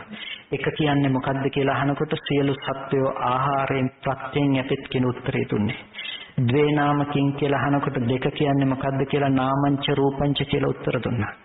පින්තුනේ ඔබෙන් ඇහුවොත් කෙනෙක් එක කියන්නේ මොකද්ද කියලා ඔබ මොකද්ද කියන්නේ? එක කියන්නේ එක කියන්නේ දෙක නෙමෙයි. පින්තුනේ අපි කොහෙද? ඒ නුවණ කොහෙද? ඒ නිසා ප්‍රඥාවට ඇඟක් ඇත්තේ නැහැ. ප්‍රඥාව ඇඟෙන් වයසින් දකින්න එපා. හේතු සම්පත් තිබුණා. තික්කපඤ්ඤ පුද්ගලයෝ, උද්ගටිත පුද්ගලයෝ. ඒගොල්ලෝ ඉර එළිය වැටෙනකම් බලන් ඉඳපු නිලම් පොහට්ටු වගේ බොහොම ඉක්මනට පිපුණා. හැබැයි අපිට ඤෙය්‍ය පුද්ගලයින් නම් අපිට සිද්ධ වෙනවා දිත්තේ දිත්තමත්තං සුතේ සුතමත්තං මුතේ මුතමත්තං විඤ්ඤාතේ විඤ්ඤාතමත්තං කියන එක කොටල පෙව්වත් තේරෙන්නේ නැත්නම් මේ ගැන පැය ගණනක් විස්තර කරලා තේරෙන්නේ නැත්නම් එහෙනම් අපිට සිද්ධ වෙනවා මේක ගැන තව දුරටත් හිත පුරුදු කරන්න, මනස මෙහෙවන්න තු කවදාවත් වෙන්නේ නැහැ. ඒ නිසා එකපාර ලැබෙන නිවන ලාභදායී නිවනක් දකින්න නම් කල්පනා කරන්න එපා. ඒක අපි ප්‍රඥාව දියුණු කරලා තමා තුල උපදවාගත යුතු නිවන. ඒ නිසා අපිට සිද්ධ වෙනවා අද කොතනින් හරි පටන් ගන්න. ඒ නිසා මම බලාපොරොත්තු වෙන්නේ 100%ක්ම මේ කියපු ඔක්කොම හැමෝටම තේරෙයි කියලා. ඒ නිසා ඔබට වෙනද දැනගෙන හිටිය දෙයට වඩා එක පුංචි දෙයක් හරි දැනගත්තා නම් ඒක ලොකු දෙයක්. මම කියන්නේ අඩුම තරමේ මොකක්වත්ම තේරුන්නේ නැත්නම් ඒකත් ලොකු දෙයක් කියලා. මොකක්වත්ම තේරුන්නේ නැත්නම් අර චුට්ටක් හරි තේරුණ කෙනාට වැඩිය අප්‍රමාදී වෙන්න ඕනේ පොඩ්ඩක්වත් නොතේරුණ කෙනා. ඒ මෙච්චර ධර්මයක් කතා කරලා මොකක්වත් තේරුනේ නැත්නම් තව දුරටත් අප්‍රමාදී වෙ යුතුයි මොකක්වත්ම නොතේරුණ කෙනා. අර කෙනාටත් වඩා වැඩි වේගෙන් අප්‍රමාදී වෙන්න ඕනේ. පින්නතුනේ අපිට ඉපදිලා මැරිලා යන ලෝකයක සාරේ නෙමෙයි. අපිට කලින් හිටපු අයත් මේ ජීවිතම ගත කරා. හැබැයි ඒ අම්මල තාත්තලත් ආච්චිලා සීයලත් නැති වෙලා ගියානේ. ඒ අය සැනසීමෙන් දැන් නම් ඇති කියලා මරුනේ නැහැ කවුරුත්. පින්නතුනේ අපිත් යන ගමනේ මදි කියන තැනක මේ කරගන්න බැරි වුණා කියලා අද හිතාගෙන ඉන්නව වගේම තැනකින් තමයි අපිත් මැරිලා යන්නේ. ඒ නිසා එච්චර ජීවිතේ නිස්කාරණේ අපත යවන්න එපා. අර්ථාන්විතව ජීවිතේ එක මොහොතක් හරි ජීවත් වෙන්න. ඒ නිසා බුදුරජාණන් වහන්සේ දේශනා කරනවා අවුරුදු 100ක් ජීවත් වුණත් ස්කන්ධයන්ගේ උදේවැය නොදක ඒ ජීවිතේ වැඩක් නැහැ. ඒකාහං ජීවිතං සෙය්‍යෝ පස්සතෝ උදයබ්බයන්. එකම එක දවසක් ජීවත් වෙනවා නම් ස්කන්ධයන්ගේ උදේවැය දැකලා අර අවුරුදු 100ටම වැඩිය මේ එක දවස ශ්‍රේෂ්ඨයි කියලා. ඒ නිසා එච්චර නිවීමක් මේක ඇතුලේ තියෙනවා. කෙලෙස් ධර්මයන් ආශ්‍රව ධර්මයන් ඒ තැනම දුරු වෙන මට්ටම Tamanටම පේන්න ගන්නවා ධර්මයේ තේරෙනකොට. වෙනදා මට අහවලා බැන්න මේ දේ නිසා මට දුක එනවා කියලා අපි දුක් විඳනවා නම් දුක් විඳනනම් අපේ ජීවිතේට දැන් දුක එන්නේ නැහැ කියන එක අපිටම දැනෙන්න ගන්නවා. වෙනදා අපි අඬන වැළපෙන තැනක ඇයි මම මගේ මනස ගැනම හිත අඬන්නේ වැළපෙන්නේ කියලා ප්‍රශ්න කරන දවසක් දුක උපදින්නේ නැති මොහොතවල් අපිට ලැබෙනවා. ඒ නිසා මේ දර්ශනය ස්වකහාතයි. මේ දර්ශනය වඩන්න පුළුවන් දෙයක්. ඒක භාවිත කරන්න පුළුවන් ක්‍රමානුකූල ක්‍රමවේදයක් තියෙනවා. ඒ නිසා අප්‍රමාදී වෙන්න. තේරුම් නැත්නම් තව දුරටත් මේ ධර්මය හොයන්න ඔබට වටහා ගන්න පුළුවන්. මිත්‍යා දෘෂ්ටි වලටපත් නොවි පිරිසුදු ත්‍රිපිටකයට අනුව ධර්මයේ ගවේෂණය කරන්න. මේක වෙනස් කරලා නැහැ. අද තියෙන ලොකුම ප්‍රශ්න තමයි ත්‍රිපිටකය වෙනස් කළා කියලා විවිධ මතවාද ඇති කරන එක. ඒක සමාජයේ හරි ලොකුවට ව්‍යාප්ත වෙන ප්‍රශ්නයක් බවට පත් වෙලා තියෙනවා. අද මෞබිම පත්‍රෙත් මම හිතන්නේ ලිපියක් පළ වෙලා තියෙනවා අපිට යොමු කළා මේ පිළිබඳව. මොකද මේක ත්‍රිපිටකය වැරදි කියලා අපේ සමාජයට ඇති කරන්න හදනවා යම් පිරිසක් විසින්. මේ ත්‍රිපිටකය වැරදි කියලා එංගලන්තේ තමයි හරි ත්‍රිපිටකය තියෙන්නේ කියලා වැරදි මතවාද ඇති කරන්න බලනවා. පින්නතුනේ අපි එංගලන්තයට ගිහිල්ලා ඒ ත්‍රිපිටකයත් ඔක්කොම බලලා තියෙනවා. හැබැයි මේ තියෙන ත්‍රිපිටකයේ එකයි දෙකක් නෙමෙයි මේ ඔක්කොම එකම දේ තියෙන්නේ. නමුත් මේ තියෙන එක වැරදි කියන්න අවශ්‍ය නිසා සමාජයට අර විදිහේ වැරදි පණිවිඩ අරන් ගිහිල්ලා මිනිස්සු ආකල්පමය අතින් වෙනස් කරන්න මිත්‍යා දෘෂ්ටි කණ්ඩායම් විසින් උත්සාහවත් වෙනවා. ඒ නිසා මේ දේවල් වලින් ප්‍රවේශම් වෙලා කොහොම හරි ධර්ම මාර්ගයේ උපදව ගන්න කියලා හැම දිනාටම බොහොම කල්යාණ මිත්‍ර භාවයෙන් සිහිපත් කරනවා. ශ්‍රද්ධා සම්පන්න කාරුණික පින්වත් හැම දිනාම අද දවසේදී සද්ධර්ම ශ්‍රවණය කරගන්නට යෙදුණා. මේ සිද්ධ කරගත් සියලු කුසලානිසංස ධර්මයන් අපි අනුමෝදන් කළ යුතුයි. අනුමෝදන් කරමු. පළමුවෙන් අපිට අර්ථයෙන් ධර්මයෙන් අනුශාසනා කළ අපේ ධර්මාචාර්ය අවසරයි මාංකඩවල සුදස්සන ස්වාමීන් වහන්සේට, මාංකඩවල නන්දරත්න ස්වාමීන් වහන්සේට, ස්වාමීන් වහන්සේලා දෙනමතම උතුම් නිවනින් සැනසීම පිණිස මේ කුසලය හේතු පාරමිතාවක් වේවා කියලා පුණ්‍යම්. ඒ වගේම මේ සියලුම කුසලානිසංසයන් ඉෂ්ඨකාරක ස්ථානාදිග්‍රහිත ධර්ම ශ්‍රවණයට පැමිණිද සියලුම දේවගණ සමූහයන්ට අපි අනුමෝදන් කරනවා. දෙවියෝ මේ පින් අනුමෝදන් වෙත්වා. දෙවියන්ටත් මේ පින් උතුම් නිවනින් සැනසීම පිණිසම හේතු පාරමිතාවක්ම වේ. අභිවාදන සීලිස්ස නිච්ඡං වද්දාපචායිනෝ චත්තාරෝ ධම්මා වඩ්ඩන්ති ආයුවන්නෝ සුඛං බලං ආයුරාෝග්‍ය සම්පatti සග්ග සම්පatti මේවච අතෝ නිබ්බාන සම්පatti ඉමිනාතේ සමිජ්ජතු